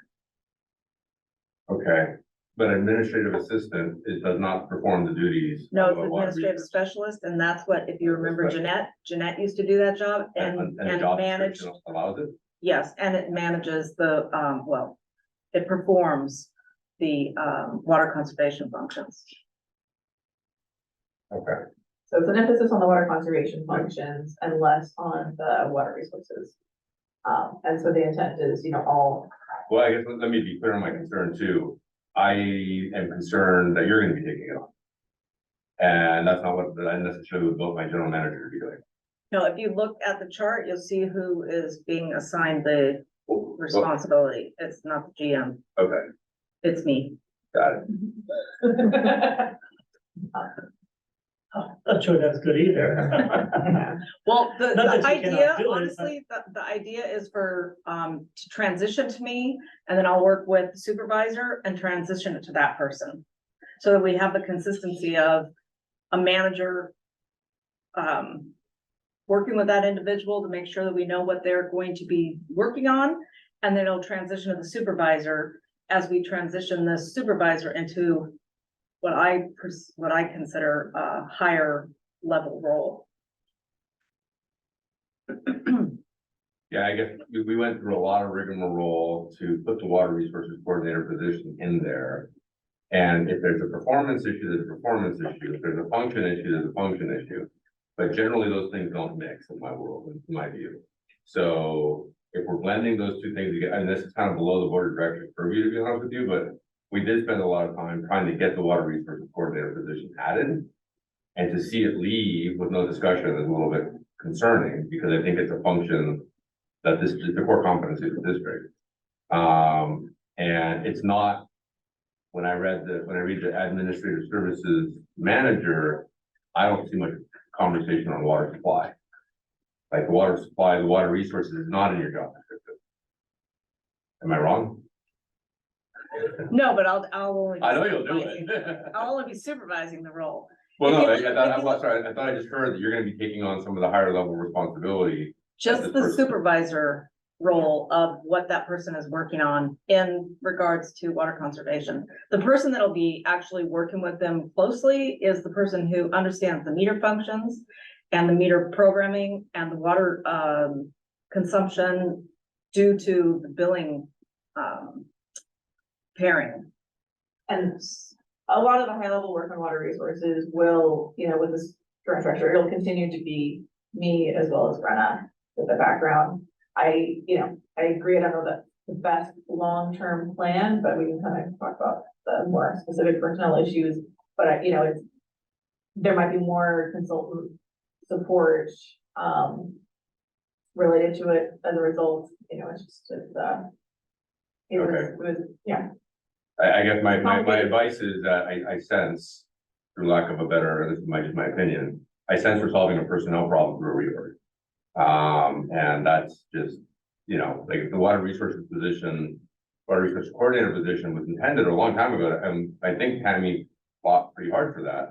So that we could have someone focus on water resources and the coordination and have a bigger picture.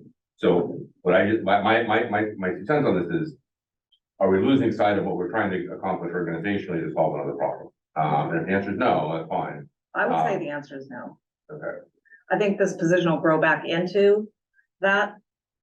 It's hard to explain, but when Jeanette was here, she worked on a lot of things other than water conservation. It may have had the forefront look, but I wouldn't say that was probably her main function, but she did a lot of other work. And so this will allow this individual to focus primarily on water conservation. Okay. And then they will grow into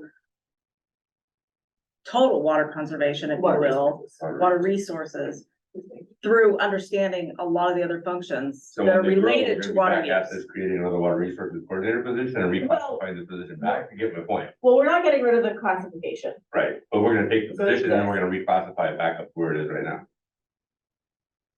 Yeah, that's the hope. So the answer is yes, we're solving a personnel issue by reclassifying a position. I mean, that's what we're doing. So the work that we're taking away from this position is not gonna be replaced by any other type of work. It's just gonna be taken away from this position until this position grows and that work that was taken away will be given back to that position again. Basically, I mean, again, I think this is me just giving my 2 cents worth as a board member managing an organization, but We don't want to get purview of into the GM. personnel issue. But I do remember we spent a lot of time strategically talking about the water conservation position. And without a lot of conversation, we're getting rid of it. And that was really more of my question, because obviously it's our core competency. So as long, I mean, I'll leave it at that.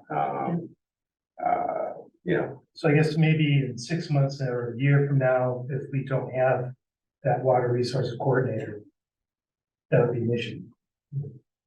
That's board level issue. Well, So- yeah, but it appears that the position was created because the person who was doing it had maybe other skills and the district made good use of those other skills. So the position kind of grew. And now the person who's doing it does not have those skills. Yeah, that's what I'm understanding. And I'm feeling very not comfortable getting into the stuff that you should be taking care of, not us. yeah, I do think it's a fair characterization. But FTEs is kind of that is a board level discussion. FTEs, yeah, absolutely, yeah, you're right. Okay. Oh, So, okay, so that's the org chart, because the org chart, if there's no more questions on that aspect, then the, other item is the, administrative services manager classification. So, I'm sorry, could we go back for a chart for a second? The management advisor, that is going to be a temporary position, disappeared. yes, Great. That's gonna be me, right? Yeah. That's one. yeah, that's it. Okay, and so admin services manager, so, this position was last updated last January. And at that time, we transitioned, from the previous person, we had added an accountant position. And so really kind of all of those accounting, payroll functions, as well as budgeting, finance, that had previously been in this role, were pulled out. As you know, from the org chart, previous conversations, we don't have that accounting position filled. There were some challenges related to that. We now have, a new treasurer on board who, is part of a bigger firm and has more kind of, ability to support some of those operations. But, the administrative service manager is overseeing and managing staff that have accounting functions and payroll and benefits functions, et cetera. So this is taking some of those elements that had previously been removed in January and adding it back in. So it's really complete representation of what the current position truly is. So that when we release the RFP and we start advertising for the position, we're really, reflecting on what the job is. So why are we taking out utility bill? Wouldn't that obviously be in the accounting services? Yeah, well, we're using the broader term of accounting functions, which encompasses accounts payable and accounts receivable and not just limited to just specifically utility billing. So we're using a broader term to include utility billing. Okay.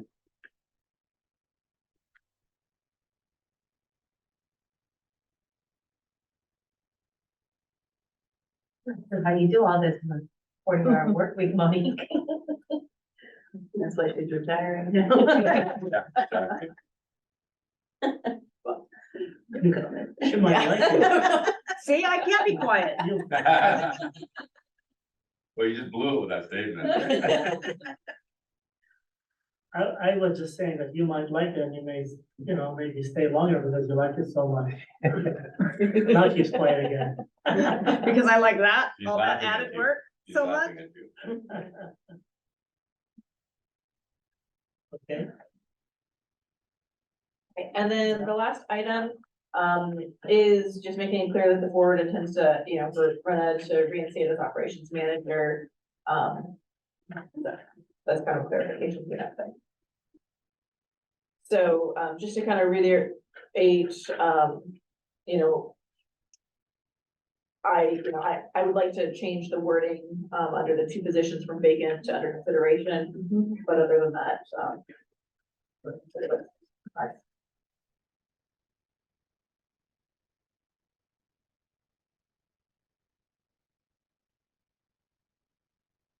All right. Any questions or comments?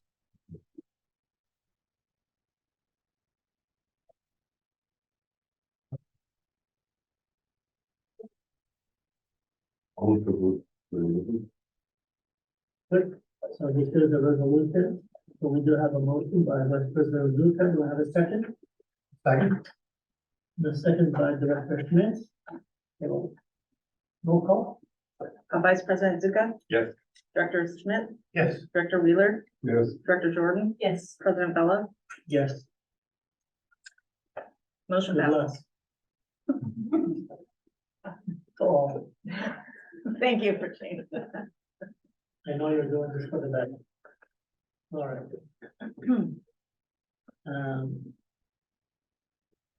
The next item is to receive report on alternatives to Berry Lane site related to the real estate availability and costs.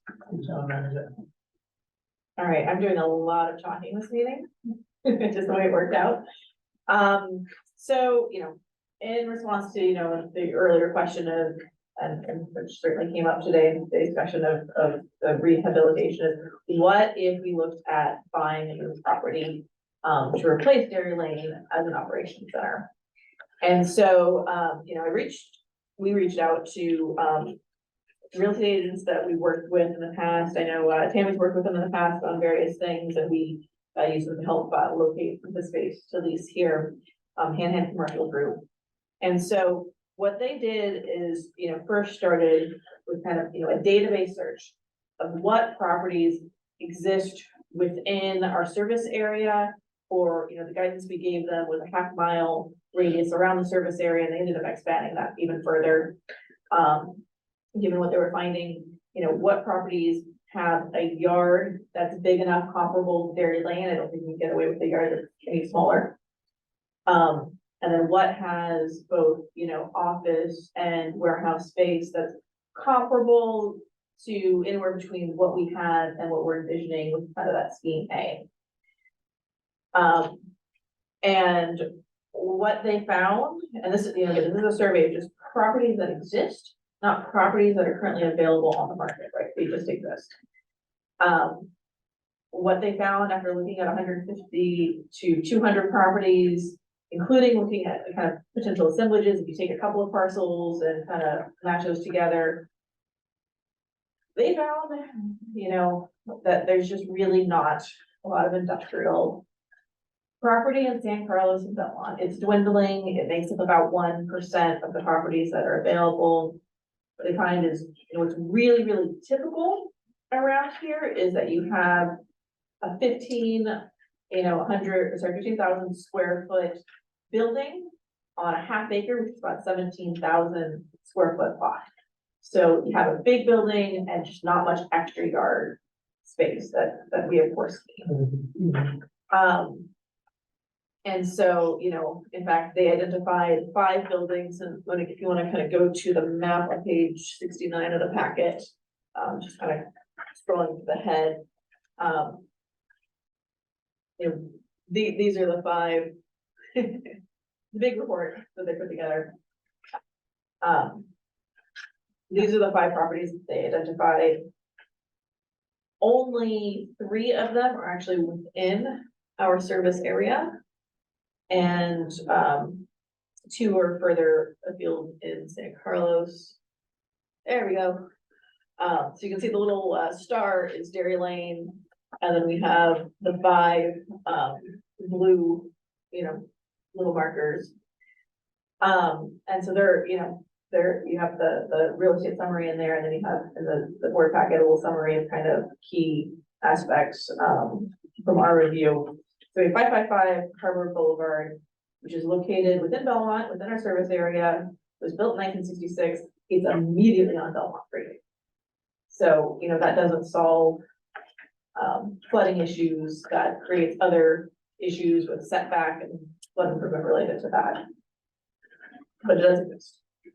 You have 1655 Old County Road, in San Carlos, well outside of our service area. That's the one that's, farthest down on the bottom of the map. Which I think might even be on this script, that page, the screen there. So it's far away, that means if we located there, that's all that additional travel time for our staff to get out to the field. It is, if it was within our service area, I would feel better about it because it was built in 2011. It's got good yard space, which is so far away. There's Taylor Way, which is also outside of our service, or within our service area, built in 1968.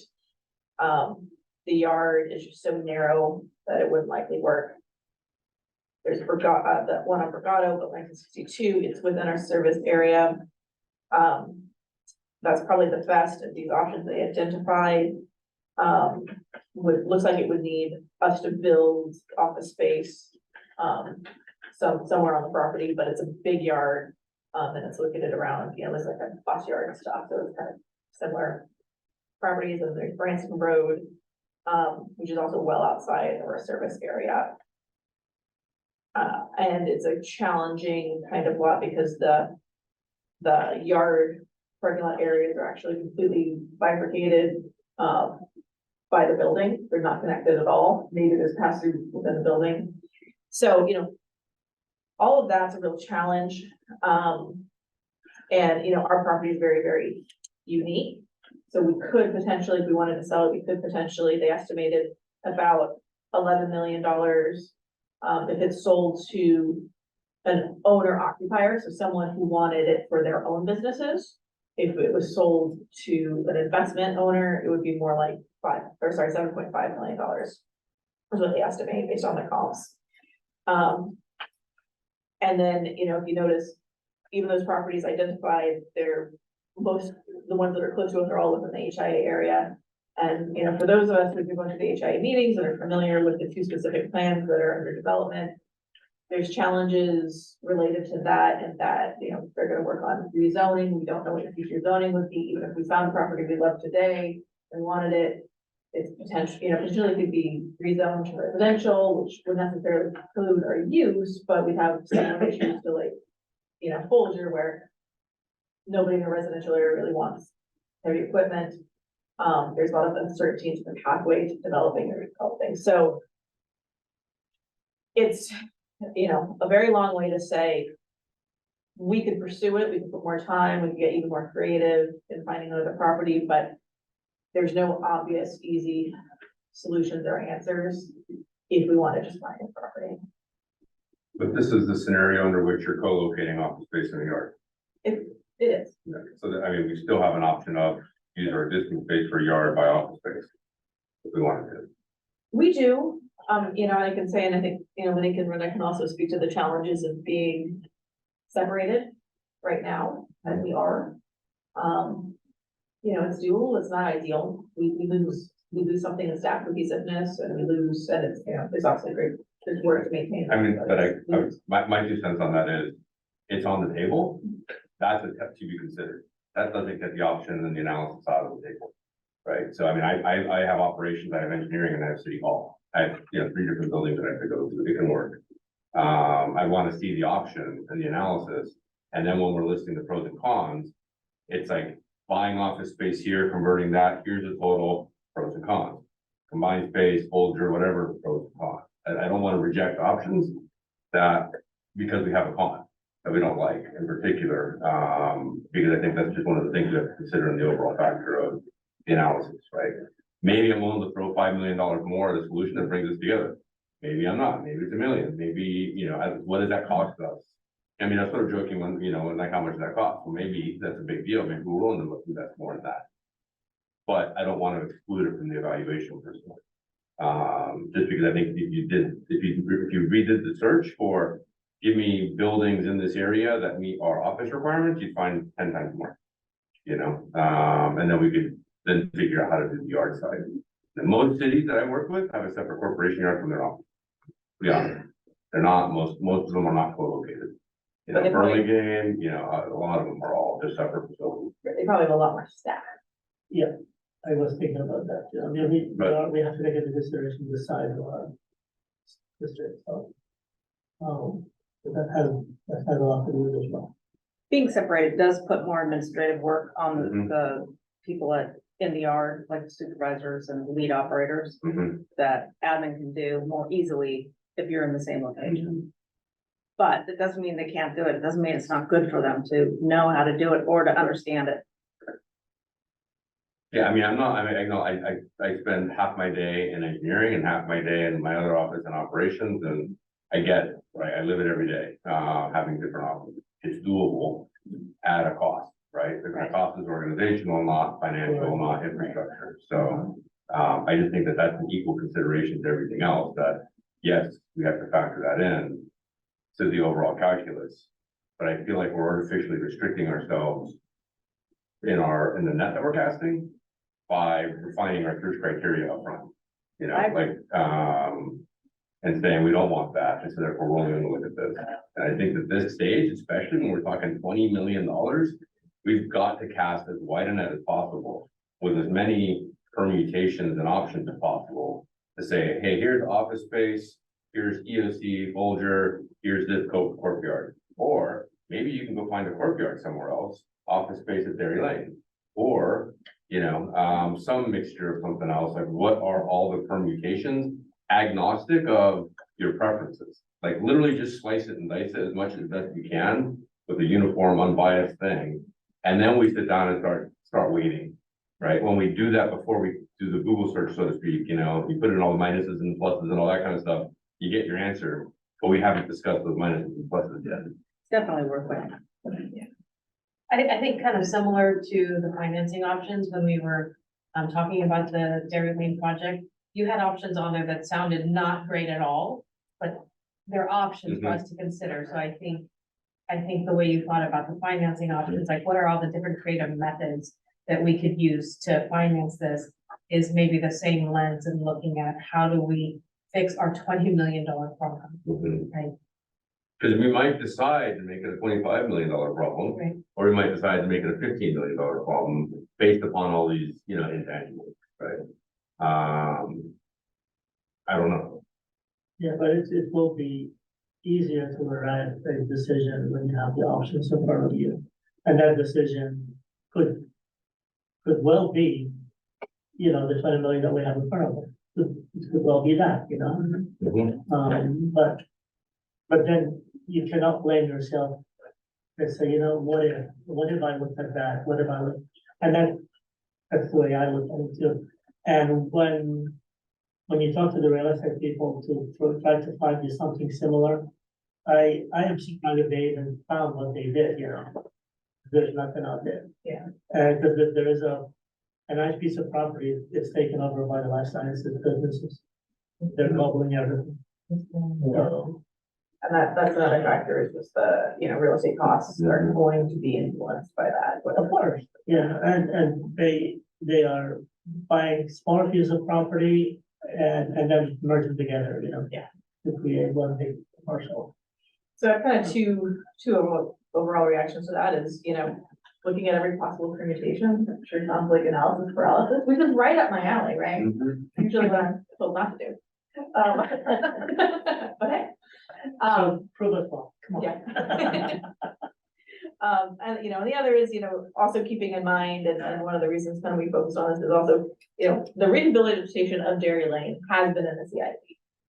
The cost estimate in there, low, that's what we're seeing here, but, you know, kind of following on the path of what was in the CIP, you know, this is there. So, you know, for some hearing, yeah, let's broaden. Yeah, but I think when the CIP was done, it was because there was concern, the problem we were solving then was structural deficiency of the building itself. Yeah. The problem changed. The problem is no longer that. The problem is now broader. And what I guess my reaction is that The problem increased. the problem That is bigger. costs Yeah, more. exactly. All the lists still exist. That's what, they were still there, and then it went away. I would say the cost estimate is probably appropriate for the problem it was solving. We've just expanded the problem. Yeah, And so, yes, you're right. Am I asking for more analysis and being hypocritical? Yes. Is that the prerogative of a board member? Yes.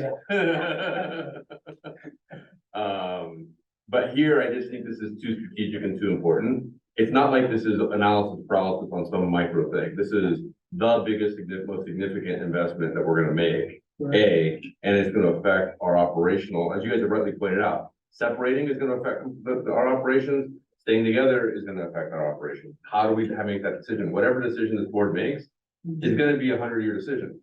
We can't rush this one. If we're here next year still debating this, I'm okay with that, as long as it doesn't flood this year. But it's a big deal. It is gonna be one of the biggest decisions we're gonna make, and this is gonna be like a legacy for many years to come. So And if you I don't, hope do we it, get it we'll right. ask why you didn't do it. Right, and if we get it wrong, then this board is gonna be hung up in the So, and special it's- room, you know. And it's always Yeah, like well, that. Dartboards, Bag in the way. yeah, exactly.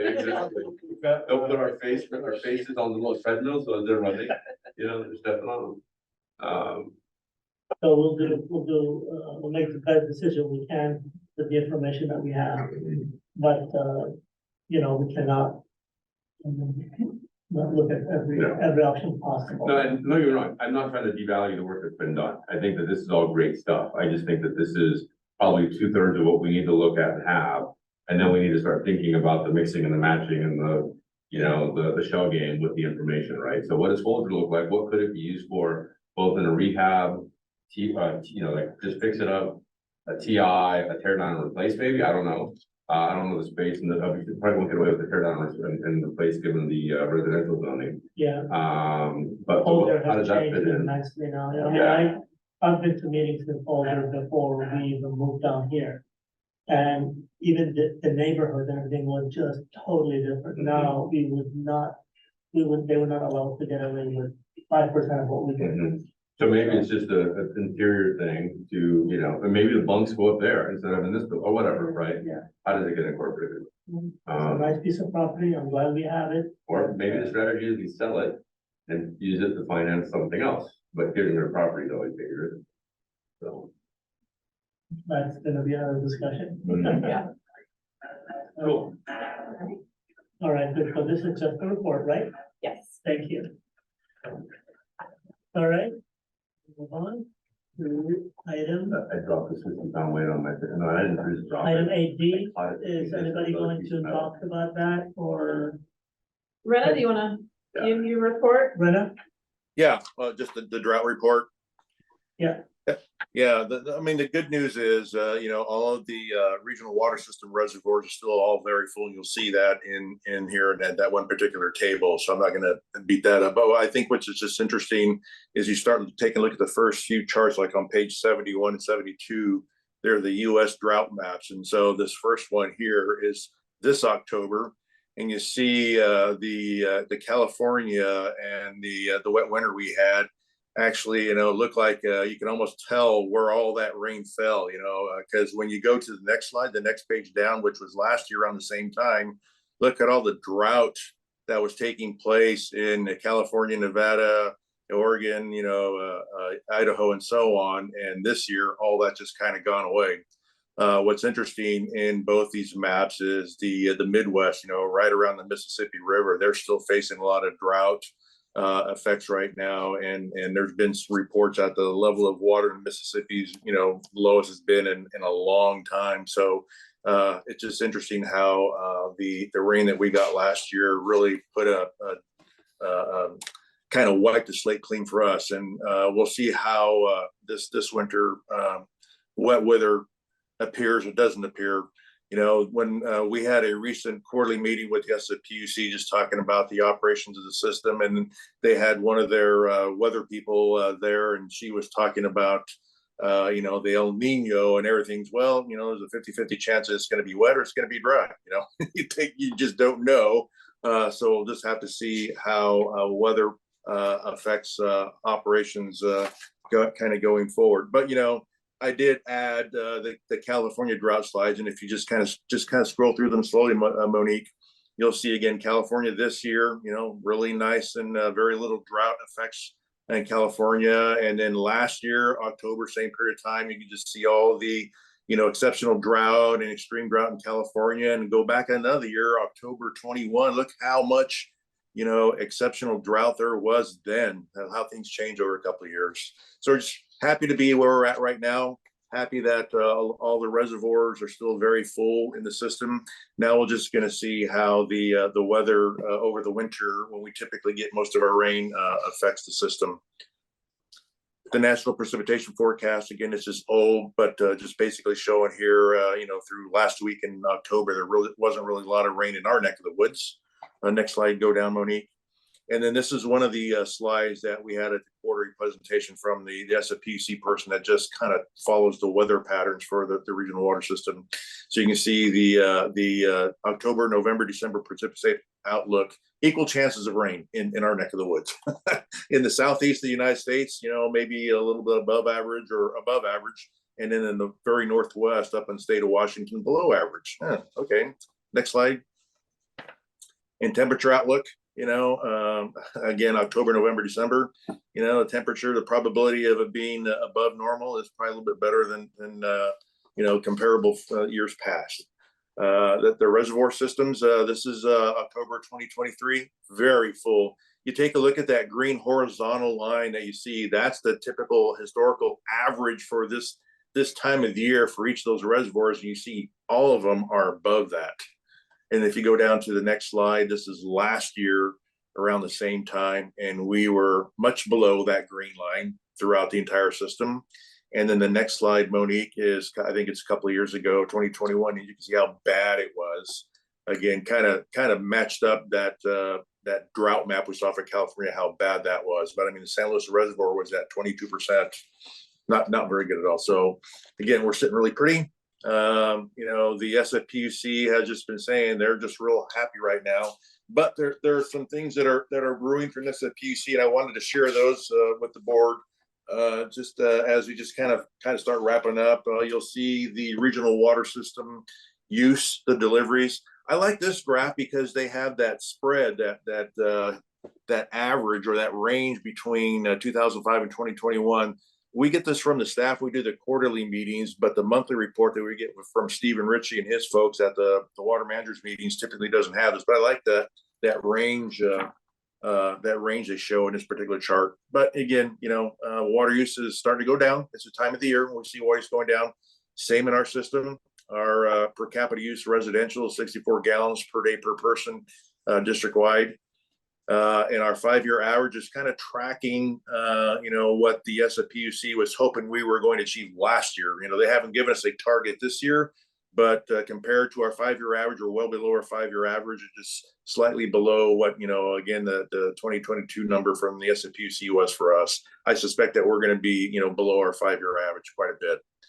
I wanted to share this just to give you guys an idea, 3-month look ahead. The Hetch Hetchy system, they're going to be doing some more maintenance on the tunnel that comes out of Hetch Hetchy through the Sierra Nevadas. So you're going to see the Sonoma Valley and the Harry Tracy water treatment plants come online and produce a lot more water beginning in December of 2023 this year. And for the next 3 years, the Hetch Hetchy tunnel system is going to go down for repairs for 102 days. So you're going to see that the reservoirs in the Bay areas on the East Bay and in our neck of the woods, the Crystal Springs Reservoir, they're going to start, they're going to have more water in them than normally because they're going to be using those to feed the Harry Tracy treatment plant and the Sonoma Valley treatment plant. They're going to be the main supply.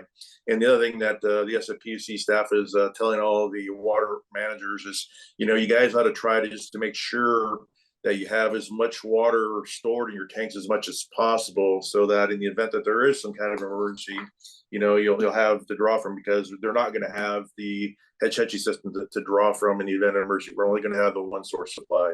So I thought that was interesting. I thought it would be good to share with the board and the community there. But rain season start now, so hopefully maybe next month or definitely in December, I'll start providing that other chart that just kind of shows what the rainfalls look like in the regional water system in different parts of the state. That's always interesting to follow too. That's all I want to share. If anybody has any questions, I'll try and answer. Thanks, Monique. Any questions, Loretta? Yeah. No, we're good.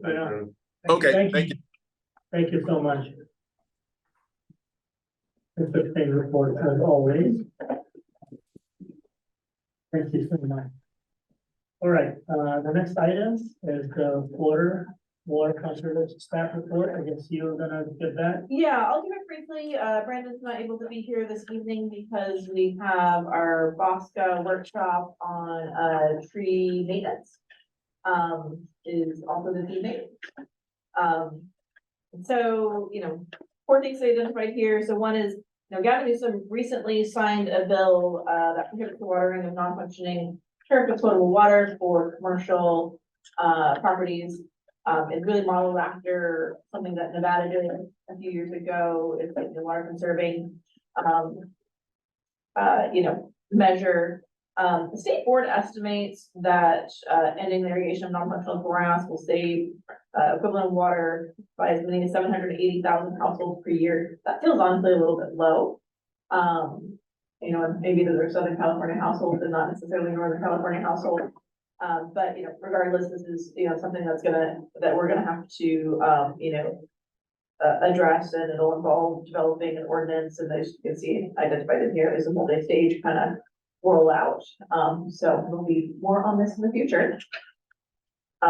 Second one is, Brandon and Jonathan Anderson have been spending a lot of time preparing our water loss audit. And it's actually now on my plate to review. We are expecting to be one of the first Boston agencies to actually submit it to our auditor. And, the results are fairly consistent with previous year. It was a lot of, kind of a heavy lift for them, because the two folks who previously prepared it, Brent Chester and Jeanette, are no longer here, and maybe not everything was documented as tidily as one would have hoped. So, it was a learning process for both of them. But I feel the numbers are pretty consistent, even through all of that. So, and then, kind of here also the California Way of Life, water use objectives and framework. I talked about that a little bit previously. There were tremendous agency comments that were submitted, including from Bosca, Aqua. There, both written and verbal, and I want to say, there was, now I'm forgetting, it was 45 or 55 water agencies that spoke, and the verbal comments for the state board, related to it. So, given this is draft regulations and there were so many comments, significant comments, I don't know how the regulations will land, but it's something that we're certainly following. And then, here in the charts is a summary of, rebate program activity. There hasn't been a lot of activity in our, in the programs, but there's, certainly been some. So.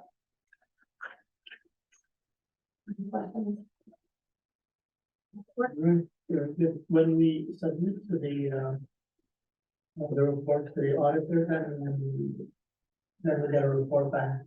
So, so it's a water loss audit. We prepare the audit, and then a third-party validator, and it's, contracted, it's a company called eSource, and contracted through Bosca. They go through, they ask questions, and they think that they, understand our process and what's, anything suspicious, and what they're, not suspicious, but, anything that seems, worth questioning. And then they, validate, they have a certificate of validation. We have a meeting to walk through everything. And then it gets submitted to the state. Yeah. Good. On the first subject, so we're trying to coordinate with Belmont for their design and architectural landscape review, so they don't approve non-functional turf. Yeah, so there's currently a temporary ban, and we've already, we're informing folks, we've informed folks that, this is the tier, so we haven't been approving, turf under the temporary ban for CII. And there's a lot of the WHEEL coordination. So WHEEL is the water efficient landscape ordinance. We have one, and then Belmont also independently has their own, and City of St. Carlos has their own. But we actually do all the review of landscape permits for consistency with WHEEL. We do it, and again, via our, Bosca, consultant. It has the expertise. So we're very heavily involved. We're actually working on improving some of our kind of, information sharing and processes, have access to City of Belmont's planning, kind of online database software. So rather than always have to asking, their staff, hey, this is status on this project, this is status, we can actually found and find out. So it's already integrated. So, and so it's just, it'll be continuing more. All right, very good. Any more questions on that? Good, okay, we'll move on to item 9A, number 1, which is again, the general manager. Manager's report. Keep talking. Okay, So, I mean, you've all had a chance to read the report. I touched the water line, here, so that's, should be out in the mail, you should be receiving it real soon. We kind of took a little bit of an approach, we kind of walked back some of the conservation messaging, was certainly in there, but it's not hitting people over the head with conservation, given that it's a wet year. And we took the opportunity, knowing that, we anticipate raising rates, let's add more, content related to fiscal management and budgets and all the good work and investment in the CIP and really kind of highlight that a bit more. We're talking about probably doing a second water line, doing the water line kind of twice a year. It's really kind of the best platform we have to share that kind of information with customers, and also a little bit different this time. Instead of sending it only to customers, we, added in our various electeds and, Chamber San Mateo and the, city managers, offices, et cetera. As I mentioned, we signed on to the Aqua's comment letter on the conservation of California way of life. I attended the CalPERS educational conference, which was definitely drinking from a fire hose, and puts me even more in awe of Monique's expertise in the subject and Tammy's expertise in the subject, and everyone else who just knows that stuff like the back of their hand. But it was really valuable for sure. And then, so I guess the only other thing is not in here that I'll highlight is actually we just, we had, $2.5 million in the US Treasuries, coming up, or just came up. And so we looked at it and met with Wolf Hansen. And so we're actually reinvesting that one in a 7-month, because actually the 7-month has the best rates of all, and that's at a 5.49% rate that we got on that. So that'll come through, next year. Any questions related to that? I had one. The water line, page 2, the water watch, it's your water watch it. So I'm trying to remember Kirk's idea about using your automated meter to detect leaks right away. I'm probably screwing up your idea. And does this do that? Am I screwing up your idea, Kirk? No, it's basically staff can look at your meter directly and see what's going on. Okay, But so that's as different a- from this. No, but the software as it stands right now for the homeowner, they can only see yesterday's information. Okay? Because this seems to say, no, you can set this up hourly and find out right away. If you got No, something. that's. Those are what it setting implies, alerts. But it's not the way it works. It's setting the alerts, and we want to test it. I mean, I believe you, but I'm a trust and verify kind of person, so no offense. But I want to check it because I want to be able to tell customers how they work. So we need to fix the meter that belongs to our property, the dial, I should say, so that we can read it electronically or remotely. So once that happens, then I'll be able to test it, and I'll be able to tell you. Our own meter at Dairy Lane isn't registering right now, or is the register that transmitted. The battery Concerned that died. we're overselling. I read this and I thought, I can find out within an hour if I've got a leak. That's what this paragraph seems to me to say. Well, I didn't write the paragraph. The person who actually handles the system wrote it, so I'm hoping it's right. But what I was told by the vendor and what the directors who use it said were conflicting. This is consistent with the vendor said and what our staff manager said. So I'm sorry, but I can't answer the question. Well, I mean, there's 2 ways of looking at this. Yeah. Are you able to get down to the data that's available to an hour's level of granularity? And are you able to see the last hours of the data? 2 different things. I think you're asking about the last hours of the data. Right. Yeah. I read this to say, yesterday you can get down to an hour's level of granularity. Yeah. But you can't look at last hour. And the alert comes I mean, That's not so much. yesterday. well, unless they want to know what happened yesterday. great, I have a major leak and, Yeah, but now I'm finding I out. mean, I do get an But the email right benefit- away, as soon as, I don't know if I get it right away. No, The you benefit don't. is- I get it the next day, yeah, you're right. The benefit is, so I can use myself, so my home is in a place that does not have this feature. So I did have, irrigation valve that froze and broke. And so apparently I had water going crazy, and they called me and they were like, you know, you kind of have high use, we don't know what's going on. Well, I knew immediately what was happening. So I went home and fixed it. But if I had had that, I would have known the next day that I had that issue, not 2 months later, when they read the meter and then looked at it and called me and was like, huh, something's wrong. So the benefit is, and what I try to sell to customers is, even if you don't know today what's happening, if you're on vacation or you're at work, the next day, you know.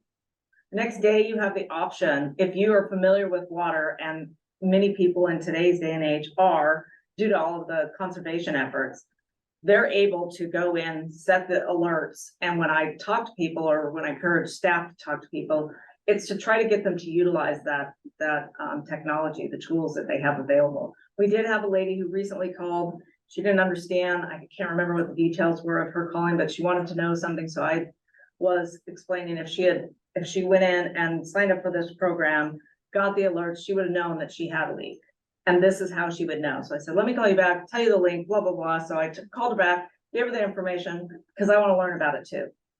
So turns out she did go online and she did set the alerts for herself. So the next time she has a leak, even if she's on vacation or at work, she'll know the next day instead of a month later. So it's the best that we have right now. My understanding is the software is going to be upgraded.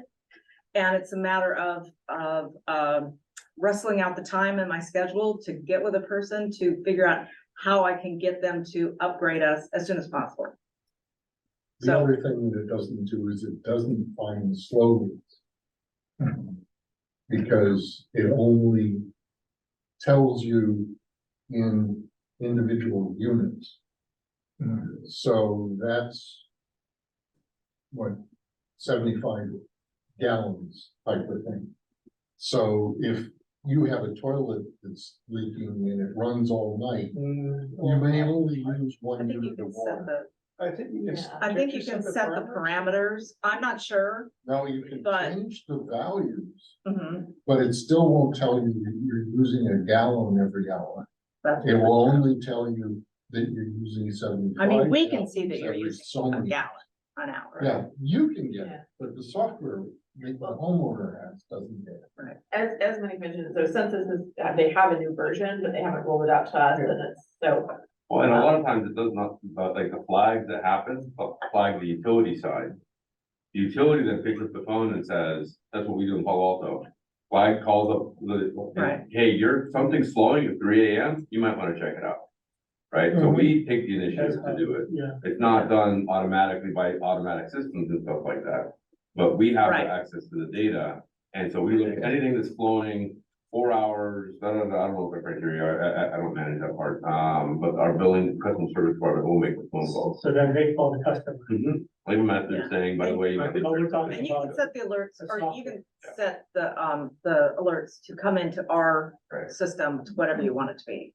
But you look a little bit broader, you don't look like for one person. so You what look well, you're forward. saying we do it at the individual is person. that something like this, your software will not register. Right.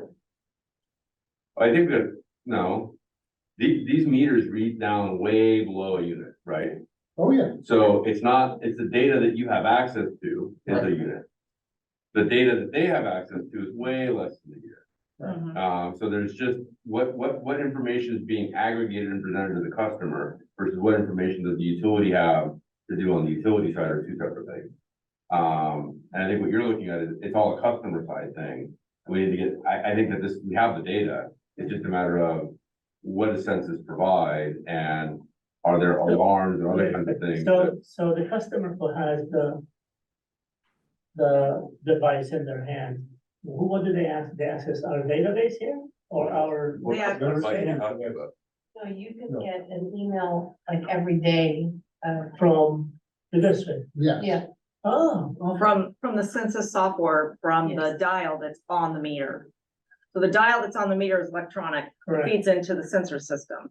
So you go to your customer account and you tell that system, I want to know what my average use is every day. And if I exceed it I by, used to say, I 10 wanna or know what whatever. that dial is doing. right, No, you can't ask what the dial says right now.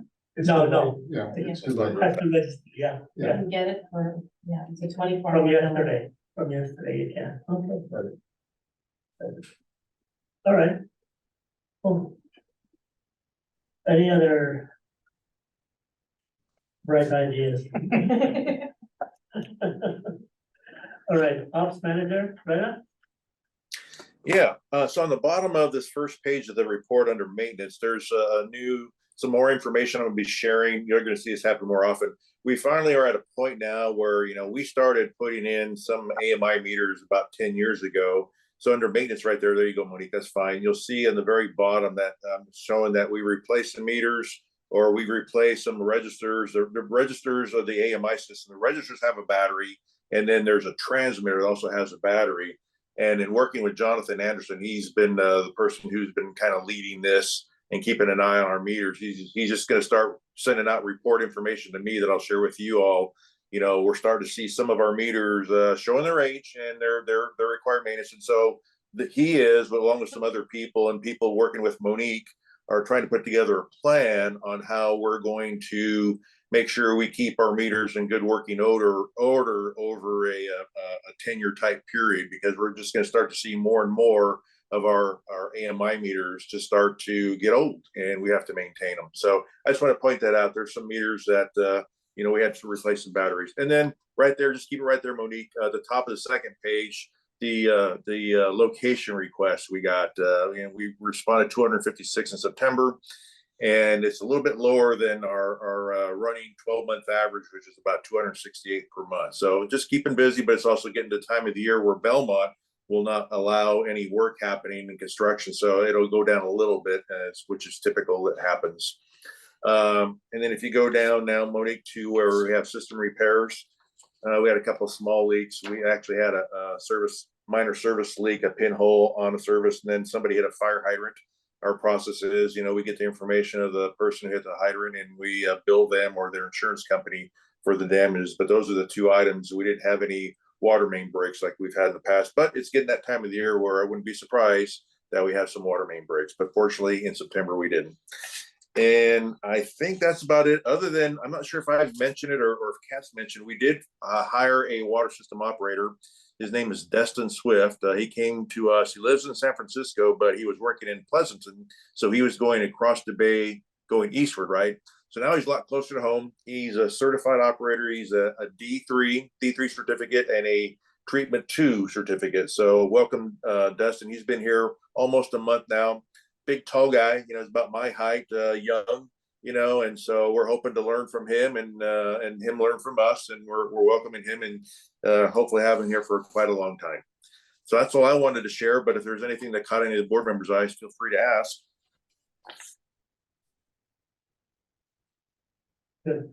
Yeah, I spent some time talking to the new guy the other day. Yeah, seems to be all right.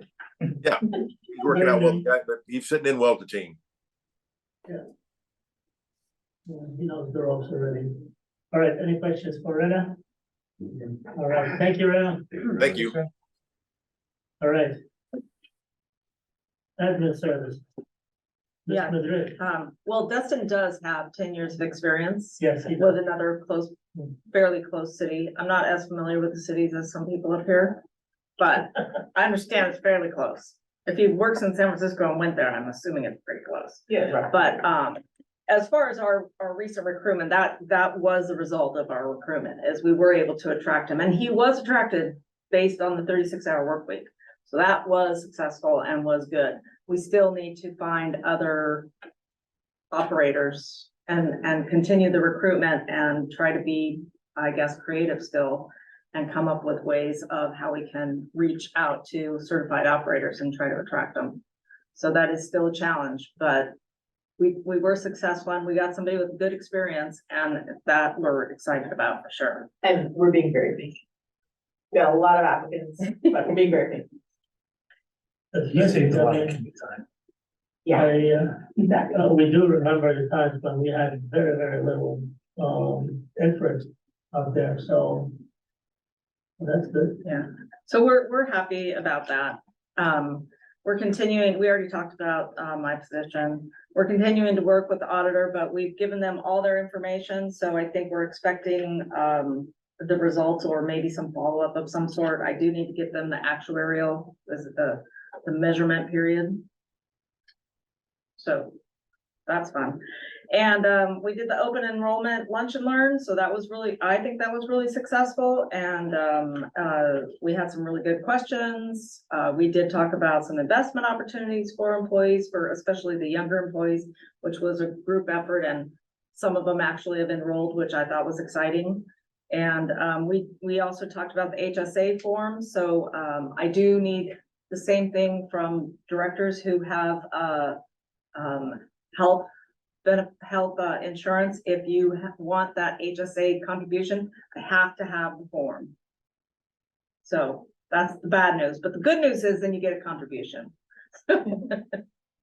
So let's see, pretty much everything else is just the normal day-to-day work. You see that I'm working with staff on the meters that Brenna talked about. I'm really excited to see that he has that in his report, because I am working closely with Jonathan and Brandon and Misty, and we're trying to, and a few other employees, and we're trying to get the ball rolling and get all of that data, in a way that they can then just continue to develop it as time moves on and with all of the meters. I guess the most exciting thing is I did talk about the Wells Fargo new reps. And they did send me an email, it was either today or yesterday. And if we invest in a money market account with them, we can get the interest rate today was 5.22%, which results in $5,660 for what we have in our Wells Fargo checking account. And that'll offset, per month. And that'll offset the cost of lockbox and some of the other fees that we have with them. So it's basically a net increase in revenue of about 23, what's it, 23? I think it was like 23, 22, something, $100. So as opposed to now, we pay somewhere around $2,300. So we'll bring that back to the board next month. I just could not get it together to get it on this agenda. But we'll bring it back to the board to approve it, and then we'll open the money market account. It'll sweep back and forth, and we'll earn lots of interest on it, at least right now. So that's a good thing. Other than that, I also went to the CalPERS conference, and yes, was it drink from a fire hose? But it's really the best conference that PERS has put on that I've been to. So really good information. We came back, we talked to staff about it. We asked them what they want to know about, and so we will get a presentation together for staff about it, which is it's really good that staff is interested in hearing about it. It's really, I find it exciting, but anyway, so we're closer to retirement. Yeah. well, no, I find it exciting that they are interested.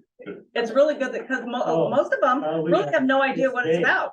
All right. Okay. We got it. Yeah, they really know nothing about it. It's a retention tool. It is. It's a great retirement. Yeah. Anyway, and then I think the last thing is thank you, President Bella, for getting your cert in. And just a reminder to those of you who are very close, it's Rena and Director Schmidt and Director Wheeler. So you're gonna need to take those recertification classes soon. It's 2 hours. And you have to At be- night, I finished And it. you have to be on for a certain amount of time. You can't just rip the web. No, Yeah. 2 hours for sure. Yeah. Right. Have they actually changed it from the last? one? No, it's the same. one. No. Exactly the So same. if you finish early, they're like, you need to go back and rewatch things because you still have to be on for 47 more minutes. Yeah. You do what I I mean- did, which is like then set a timer and then go up and then you end up, takes up like 3-4 hours instead of 2. I did exactly the wrong thing. I tried to outsmart it and I ended up spending more time, not less. I did it on a. Matt, that doesn't sound very ethical, buddy. No, I set a timer to make sure that I was like, and I He just read one page slowly. then, I passed all the tests with flying colors. Yeah. That's what matters. I mean, I can look for other training. There are other They're all the same. options. They're gonna try to- But they're all, once you've seen one, it's like, that's their style, and then that's The that job style. description is like 5 pages long. I don't think we even have anything. Yeah. All right, I like that. Anyway, so that's all I have, and unless you have any questions. So, Monique, there's issue on the auditor's report and the investment, that probably, those will be good items to bring up to the finance committee as well. We haven't, Any, Yeah, any, we haven't any had- information from the auditor? Yeah. Like their draft report, is that what you said? no, but even if we're going to invest money. Oh, I see what you're saying. Before it comes to the board, it's Okay. good to kind of go through the finance committee, Okay, so before it comes to the full board. we can do that. We can do that. I believe there's no finance committee in the kind of pre-schedule. There's none scheduled for the rest of the year, so we'll have to identify a good time Yeah, for that. but anything that has to do with, long-term financing or auditing or accounting, it's always good to bounce it off of, because we can hash out a lot of the usual stuff before it comes to the full board, when you're gonna hear a little bit more, but it will be a little bit in a cleaner fashion, right? Yeah. That's all. Yeah, there might be 3 things we can take, so. All right, good, thank you. Any questions for Monique? None? Thank you, Monique. Thank you. All right, next is District Engineer, Juben.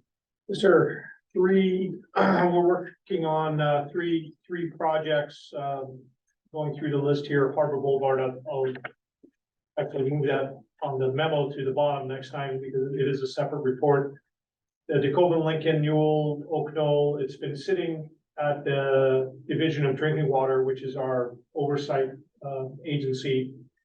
We've asked for a bunch of variances because we can't get the separation between sewer and water that's required, which is 10 feet. Some of the roads up here are like 15 feet, so it's kind of hard to get that. So we have to explain it. We have to do a really good job of explaining why, and also show that we've done our due diligence, that we've looked at alternatives and looked at mitigation measures. So we've gotten pretty good at making sure making sure they get the information they need. So there's been some back and forth on that. They've asked for some more additional information. And we haven't heard the final word yet, but it's in their review. The other big project that we're gonna be working on is right out here, Old County Road. We're getting really close to breaking ground. They're gonna start on the north side of the project, which is in this general location, right at the corner of Ralston, moving south. We had a very good kickoff meeting with all the jurisdictions involved with the project on October 11th. And so we've had multiple, usually on a construction project, you have a pre-construction meeting and then you start. But because of the size of this, we kind of broke it up into different, so we don't have 20 people just sitting around and not being as productive as possible. So in this case, the consultant that we've hired to do the construction management, he did a meeting on October 11th with all the jurisdictions. It was very positive. And the not so positive part was the city of Belmont said they've instituted a new policy where they're doing half-day work, half-day construction projects. Well, let me rephrase that. They're only allowing half days of work on Wednesdays on Ralston. So what that means is construction projects have to be wrapped up by noon on Wednesdays.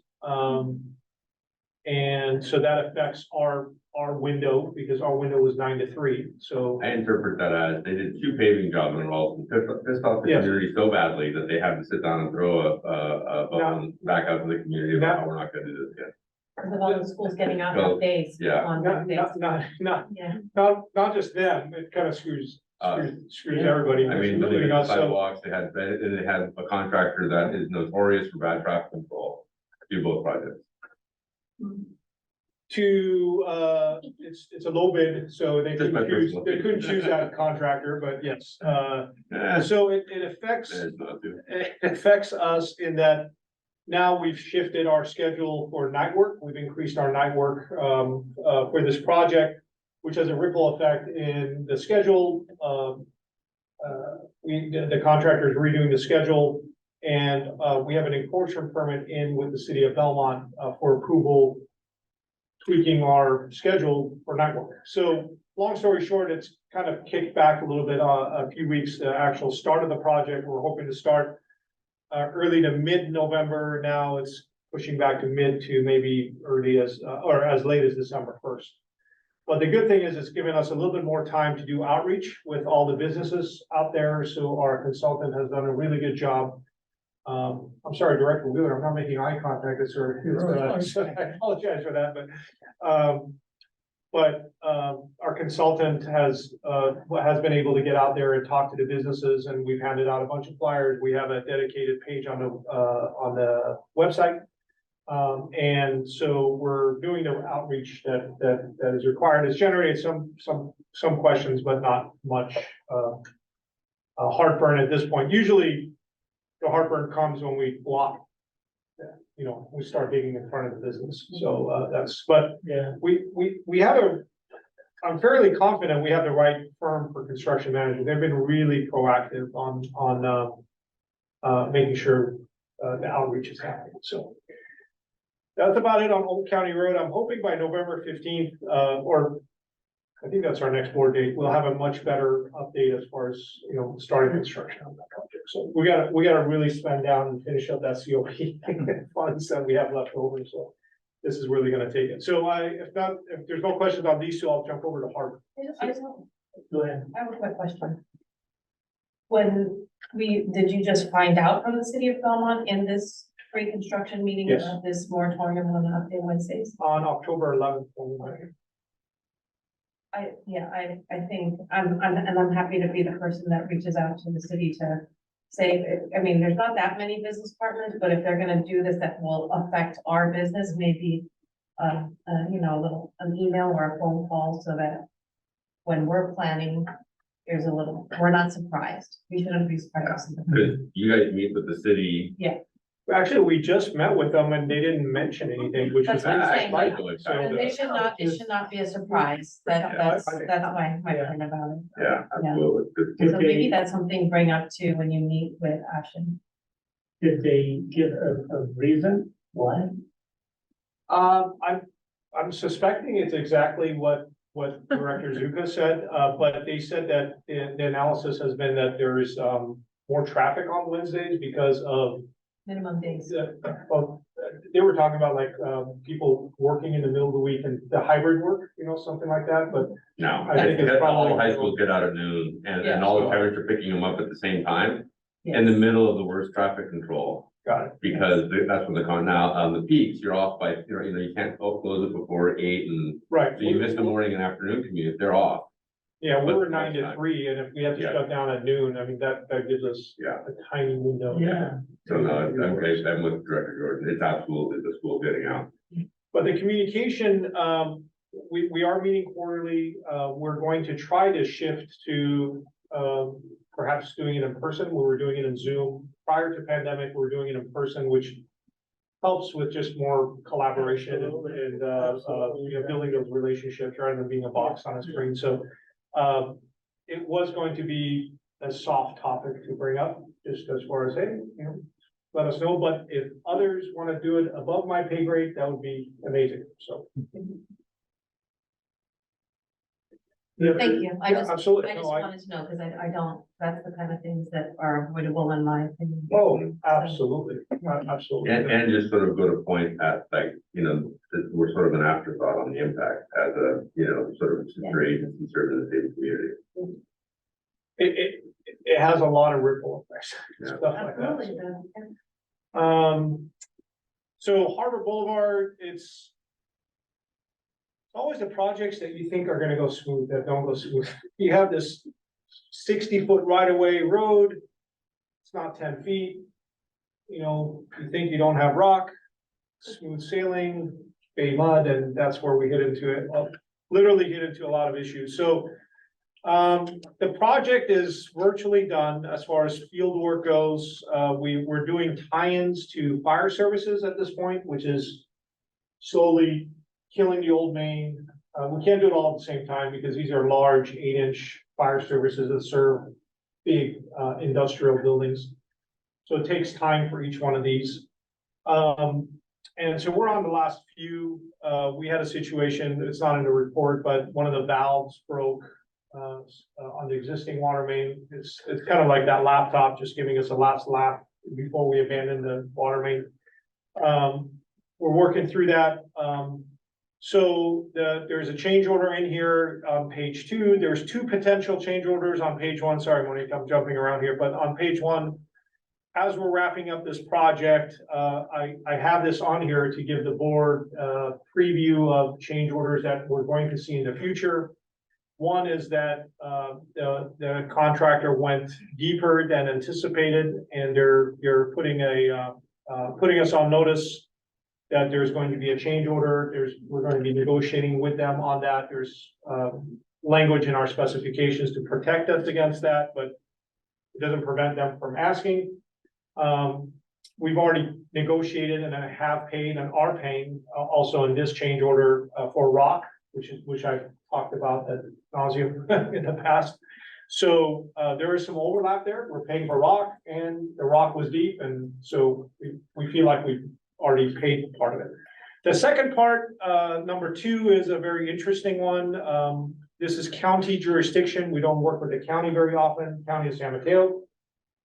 They didn't mark a bunch of their facilities, but one in particular that didn't mark was a signal line. And we went through it. Our contractor went through it, and so we're in negotiations with the county on why should we pay for it. You didn't mark it. We clearly asked for you to mark it. We followed up to say, did you mark it? And they admitted they didn't mark it, so it wasn't in writing, but they still want us to pay for it. And not only do they want us to pay for it, they want us to replace the entire thing because all the conduits are corroded. And so there's a lot of fun stuff that we're kind of working our way through. How about we always send a claim? Yeah, so it's, but this impacts our schedule because we're trying to pave and, you know, all that fun stuff. We don't want to delay our paving. So that one is on its way, and we're kind of negotiating with the county on that. We don't deal with the county very often, so again, it really goes on the relationship side. If this was a city, we know the city, we know the public works director.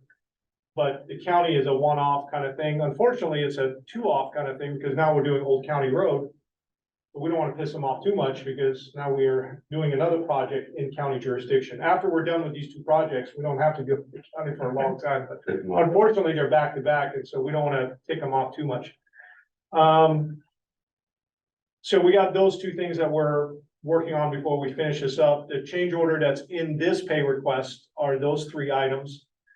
Pretty self-explanatory, but I can certainly answer any questions. Number 2 is related to the rock, continuation of the rock issue. And we dealt with it the same way. The methodology that we used to pay for this was the same as we did for the other ones. I don't anticipate any other costs related to rock because they're done digging, so there's not gonna be any. I feel like we bought this rock. I think it should be right. I think that's a good point. I hope they didn't haul it off. I mean, yeah, we should do something with it. I can certainly send it to you with the video. It has to be a boulder. We can, it's just, you know, places where, like I said, places where you think there's no rock, you end up with this stuff. Maybe just a cool picture for a blank wall. Yeah, I can give you all the rock you want, so. So on page 3 is just a breakdown of this pay request, which is $214,000. We had change orders of 19,000. So even with all the change orders we paid for, we're still at 4%, which is well below the 10,000. However, this is going to bust our average, unfortunately, for the history of the work as far as change orders go. This is certainly going to be over 3%. Why don't you start using the median now? Yeah. Well, luckily we built a lot. The average is, you know, has a lot of baked in large projects, so this one won't move the dial too much, but. You know, I remind the board that the average in California is 10%, right? And so we're at 4% now. Unfortunately, we're probably gonna be close to 10%, if not slightly more. Once you build in all the other change orders that are coming, depending on how negotiations go. If it's over 10%, we have to come back to the board and ask you to increase the contingency because you've given us a contingency of 10%. I hope we don't have to do that because we've never done that in the past, and I hope we don't have to, but we'll do our best to make sure that's not there. And then the last paragraph is just for audit purposes. We wanted to make sure that it was in the written document that there was an overpayment to the contractor, and it's being taken care of with this payment. So. And that's all I have. That's a lot of good news. Maybe. If you're taking this as good news, then I'll take it. Brandon will be covering for me in November board meeting. I wanted to mention that, so he'll be here, my partner Brandon, and Yeah, Brandon talked about the rocks too. yeah, it's been going on for a while. All right, any questions for the district engineer? Going once? All right. Thank you, Julia. Yes, sir. All right. Financial report. For the month ending September 30th, 2023. Looks like James is online. Yep. How's it? Hope everybody's doing well this evening. All right. Good, thank you. Thank you for joining us. Yeah, of course. So just kind of overall, we're up above, on the revenue side, we're a little bit above budget right now. So our target, if we're considering it, everything's even throughout the year, our target for the budget would be at 25% of revenues and expenditures. Right now, our total revenues are at about 28% of our budget. We are expecting a little bit of a slowdown, you know, in the winter months as consumption is not, you know, there's not as much consumption, but, you know, overall, we're trending a little bit higher than what our budget says. There's one little blip in the capacity charges account where last year at this time, we had about $1.5 million in that revenue account. And I believe those were just 1 or 2 time payments that we're not expecting this year. So if you see that budget numbers, we're estimating only at 60,000.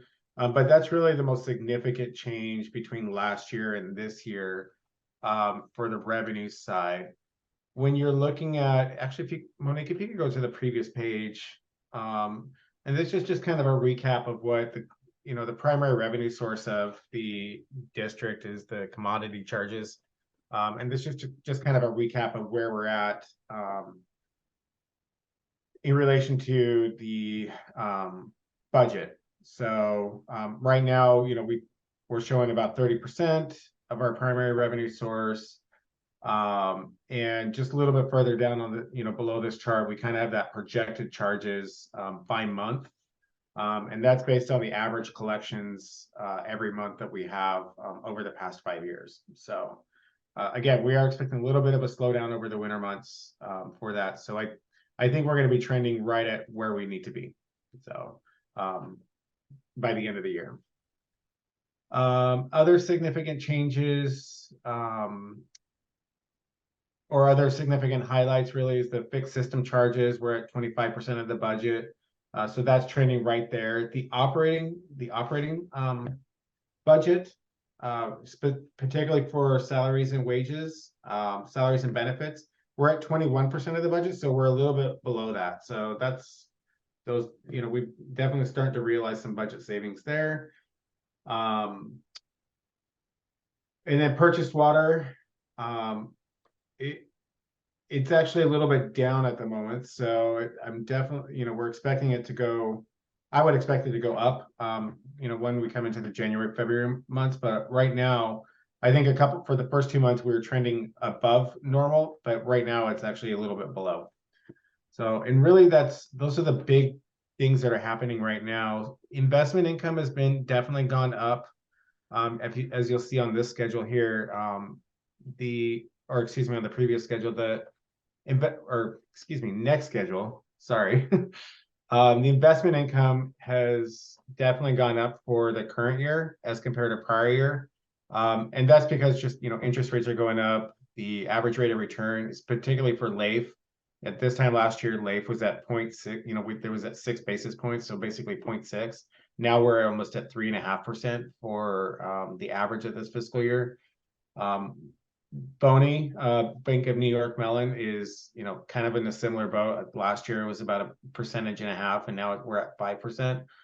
So those have definitely increased significantly that we'll be able to tap into coming up. So those are the big highlights for the investment and as well as the financial results for the current year as of September 30th. It's still kind of, we're a quarter of the way through the year. So it's still, we're still kind of the first half of the year. So it's still don't know what we're going to come out at the end, but things are trending in the right direction at the moment. So.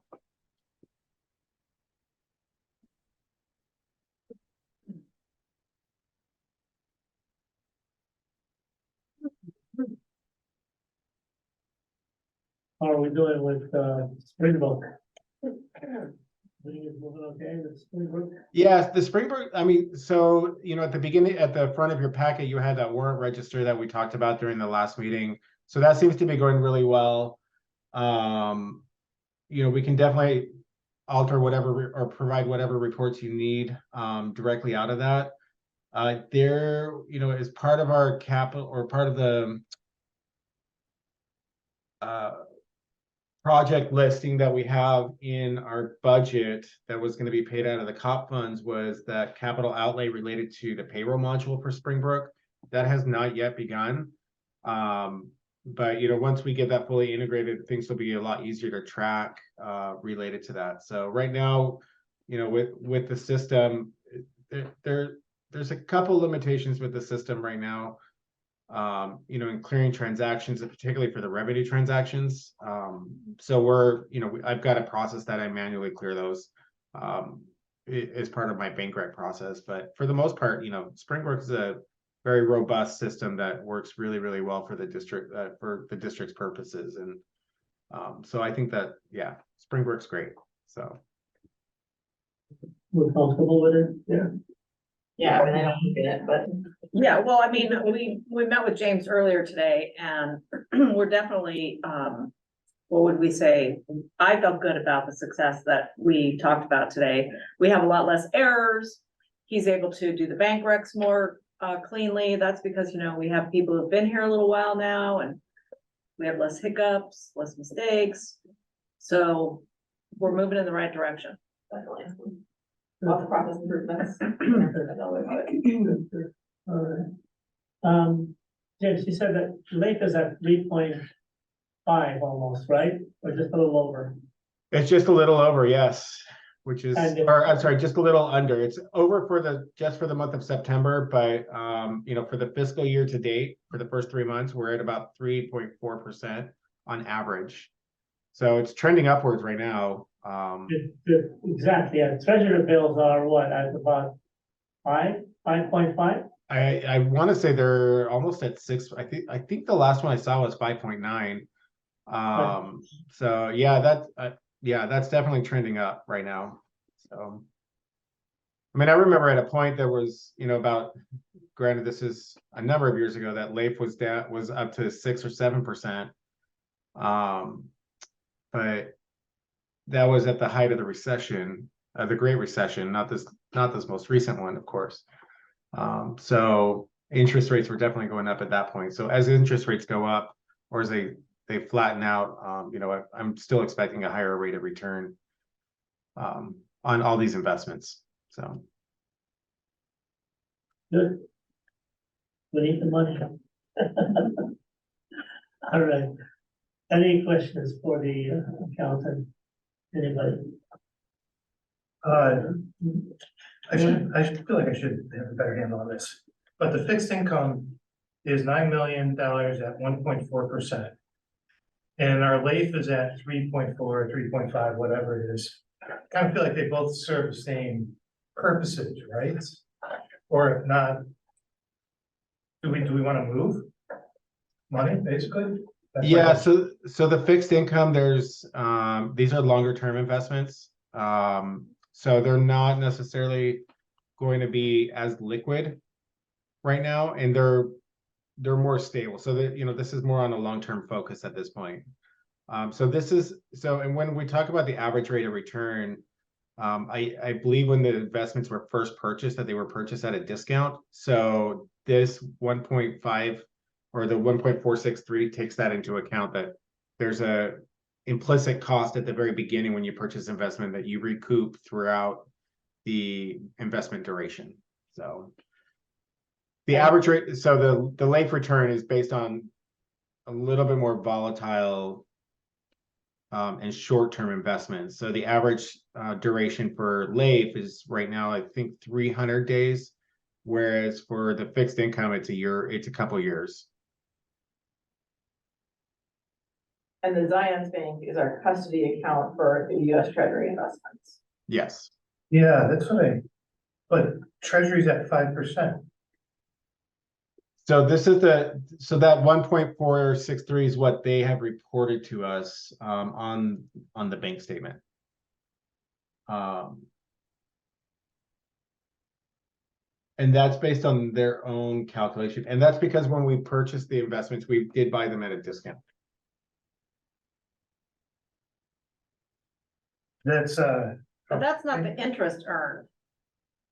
This includes the fair market value. So this does include, so there have been fluctuations in fair market value of investments for the first quarter. When I was taking a look at some investment reports for, say OPEB funding or pension funding, I've noticed that there's been a significant decline or loss, and this is an unrealized loss. So if you see that category, unrealized gain or loss, we do track that periodically, and there has been a significant decline over the past 3 months in that unrealized loss category, which would be impacting that.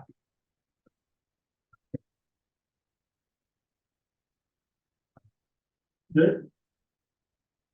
I might understand it. It's not so great, I don't think, but it is what it is. We're gonna have Wolf Hanson at the next meeting, Okay. to just give us an update, so they'll be hopefully also able to answer the question maybe. Great. All right, good. Anything else for accountant? All right, James. Thank you. Thank you. Thank you so much. Thank you. So, director's report. Director Weaver, anything? HIA Sorry, this month, they were, what did they do? They were talking about the prospects for, commercial real estate in the HIA area. The president gave a little. Yeah. Yeah, okay, yeah. So they were just looking market opportunities more than anything else. I can tell them what's going on in the past. So. You mentioned- other than that, You can mention any vacancies, commercial vacancies going on right now, because last time it was pretty alarming how many office space was vacant. Yeah, well, it was a lot of office space that was vacant and very little industrial space that was vacant, so. right. Yeah, offices. Let's put it that way. Yeah. And then they're building those new buildings on the spec, so there were people in the room going, ooh. With no clients. Yeah, Yeah. Yeah, so, moving on to what? and they're still talking about, life science stuff in San Yeah. Carlos for their northeast Pacific plant. But they're talking about a fair amount of high density commercial, high density residential in part of that, which was more because it wasn't all connected as far as access was concerned To, like, to the rest the of downtown? the, well, it's separated by a creek from the rest of it, and there are only like one road that crosses it within that northeast area. So that particular area is sort of concentrated on access from Old County. And I forgot what the other street was, but they were, it was almost a little island. They were designated as residential rather than commercial. How about Carlos here? Anything to say? Carlos de Mello? Yeah, he wasn't. He was more talking about their new planning report and that prop is progressing. But there isn't any real information. It was more that they've had outreach with various groups type of thing. They're trying to get people to tell them what they were interested in and that type of thing. There wasn't too much else. There was also quite a dig at Al, who's the planning director at St. Carlos. From who? From, Oh, I don't, Brandon, want to kind of describe too, but. Go ahead. So it was, there was a lot of talk about obviously the real estate market, and when we got to the end, it was like, started tallying up all of the, property tax revenue that's is being generated by these recent transactions and expected. And then the breakdown of just how much of that is expected to go to the San Carlos General Fund, and actually just have a photo of Al. And, a bunch of question marks and dollar signs, but it said, embarrassment of riches. Really kind of putting him on the spot, and then kind of, culminated in an ask of, don't put all of the flood mitigation costs and onus on property owners, use some of that property tax to really solve these flood problems. But it wasn't done in the most diplomatic fashion, I would say. And I was just thinking, and I'm not the land use authority right now. Bruce doesn't always tweet. But Belmont has the same problem, so as. There's a big couple steps behind for. Yes.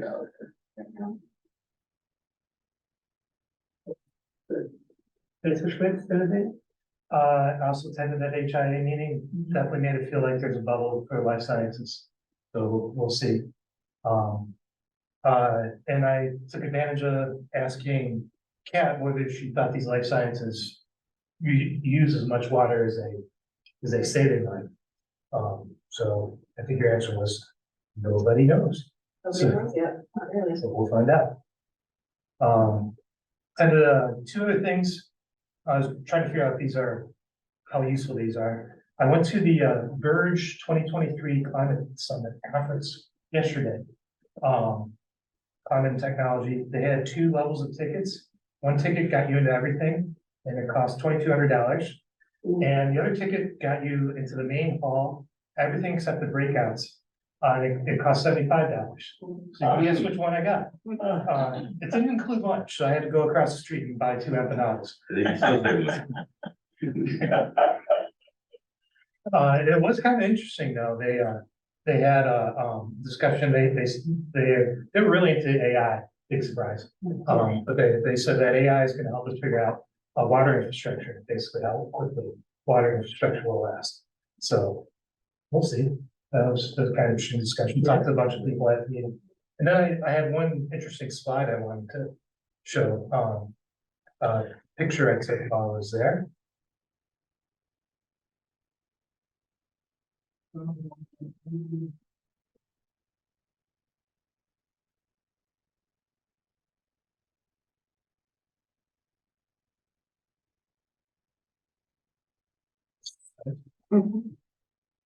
This laptop is great. I was gonna start drumming, but I was gonna say a spinning wheel or what?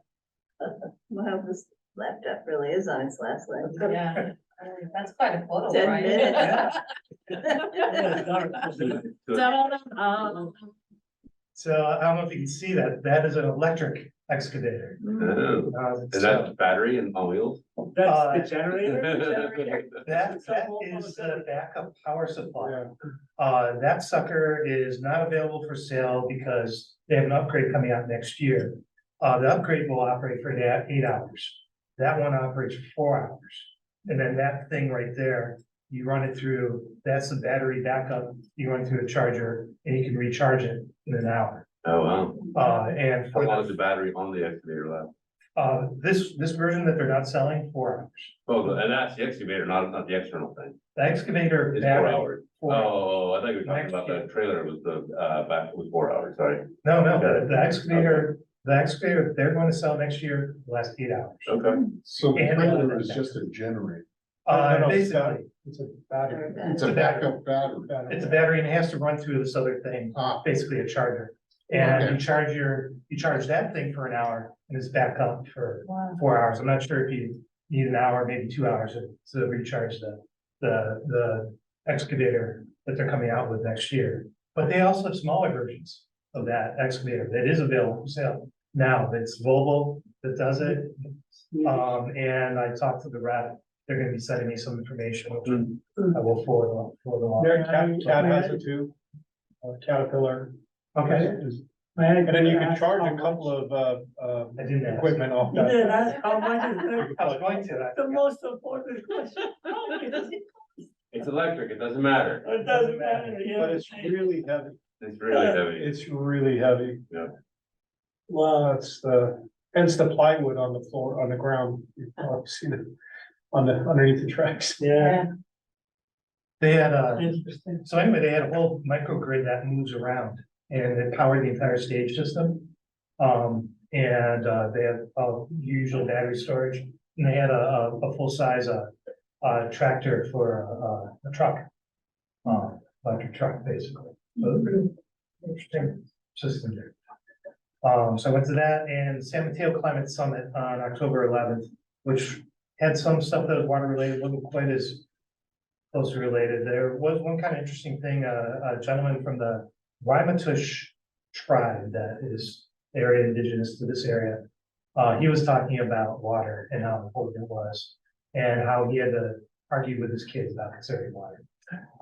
And he said the challenge is how to make something so mundane sacred, which I thought was a kind of interesting way to look at conservation issues. Or if you're not. What's this one called? Waimatush, Ramaytush, which is part of a subset of the broader Ohlone tribe. So, Oh, one word, never heard of it. yeah, so Oh, yeah. I thought it was kind of interesting way to look at conservation. Yeah. So, All you have to do is live without water for a few days, you totally get it. Interesting. okay, Cool. sorry, that's it. Back to Jordan. I don't have anything to report. Good. We're good? Yeah, we were all pretty busy with, closing and the activity on the GM last month, so we're focusing on that. So, cool, all right. Communications? We haven't received anything, but there's one thing kind of related that I maybe should have brought up in my manager report. November 14th, we're having a photographer come and redo staff photos. You all have lovely photos, but if you would like an updated one, you are welcome. Can I go back to the last one that you had? Can I go back like 5? Five photos? AI. We all have it. It's a lot of retouching there, Kat, you know? But if you are So interested, 14, and then the 15th is the meeting, so the day before the meeting. Okay. yeah, so it'll be here. In the morning. So let me know if you want to, and, So this is photo yes. in the morning, you Oh, said? I'm thinking about it. Okay. In the I'll send morning, it you out. said? Yeah. AM? Okay. Okay. Everybody got that? So I'll follow up with an email. Yeah, all right, yeah, thank you. What else, anything else? Want something else? All right, no, we're gonna go to closed session now, so thank you very much, everyone. Okay, yep, back into open session. There's nothing to report. And we can now adjourn. Meeting adjourned. All right, 10:08. Thanks, everyone. Thank you all.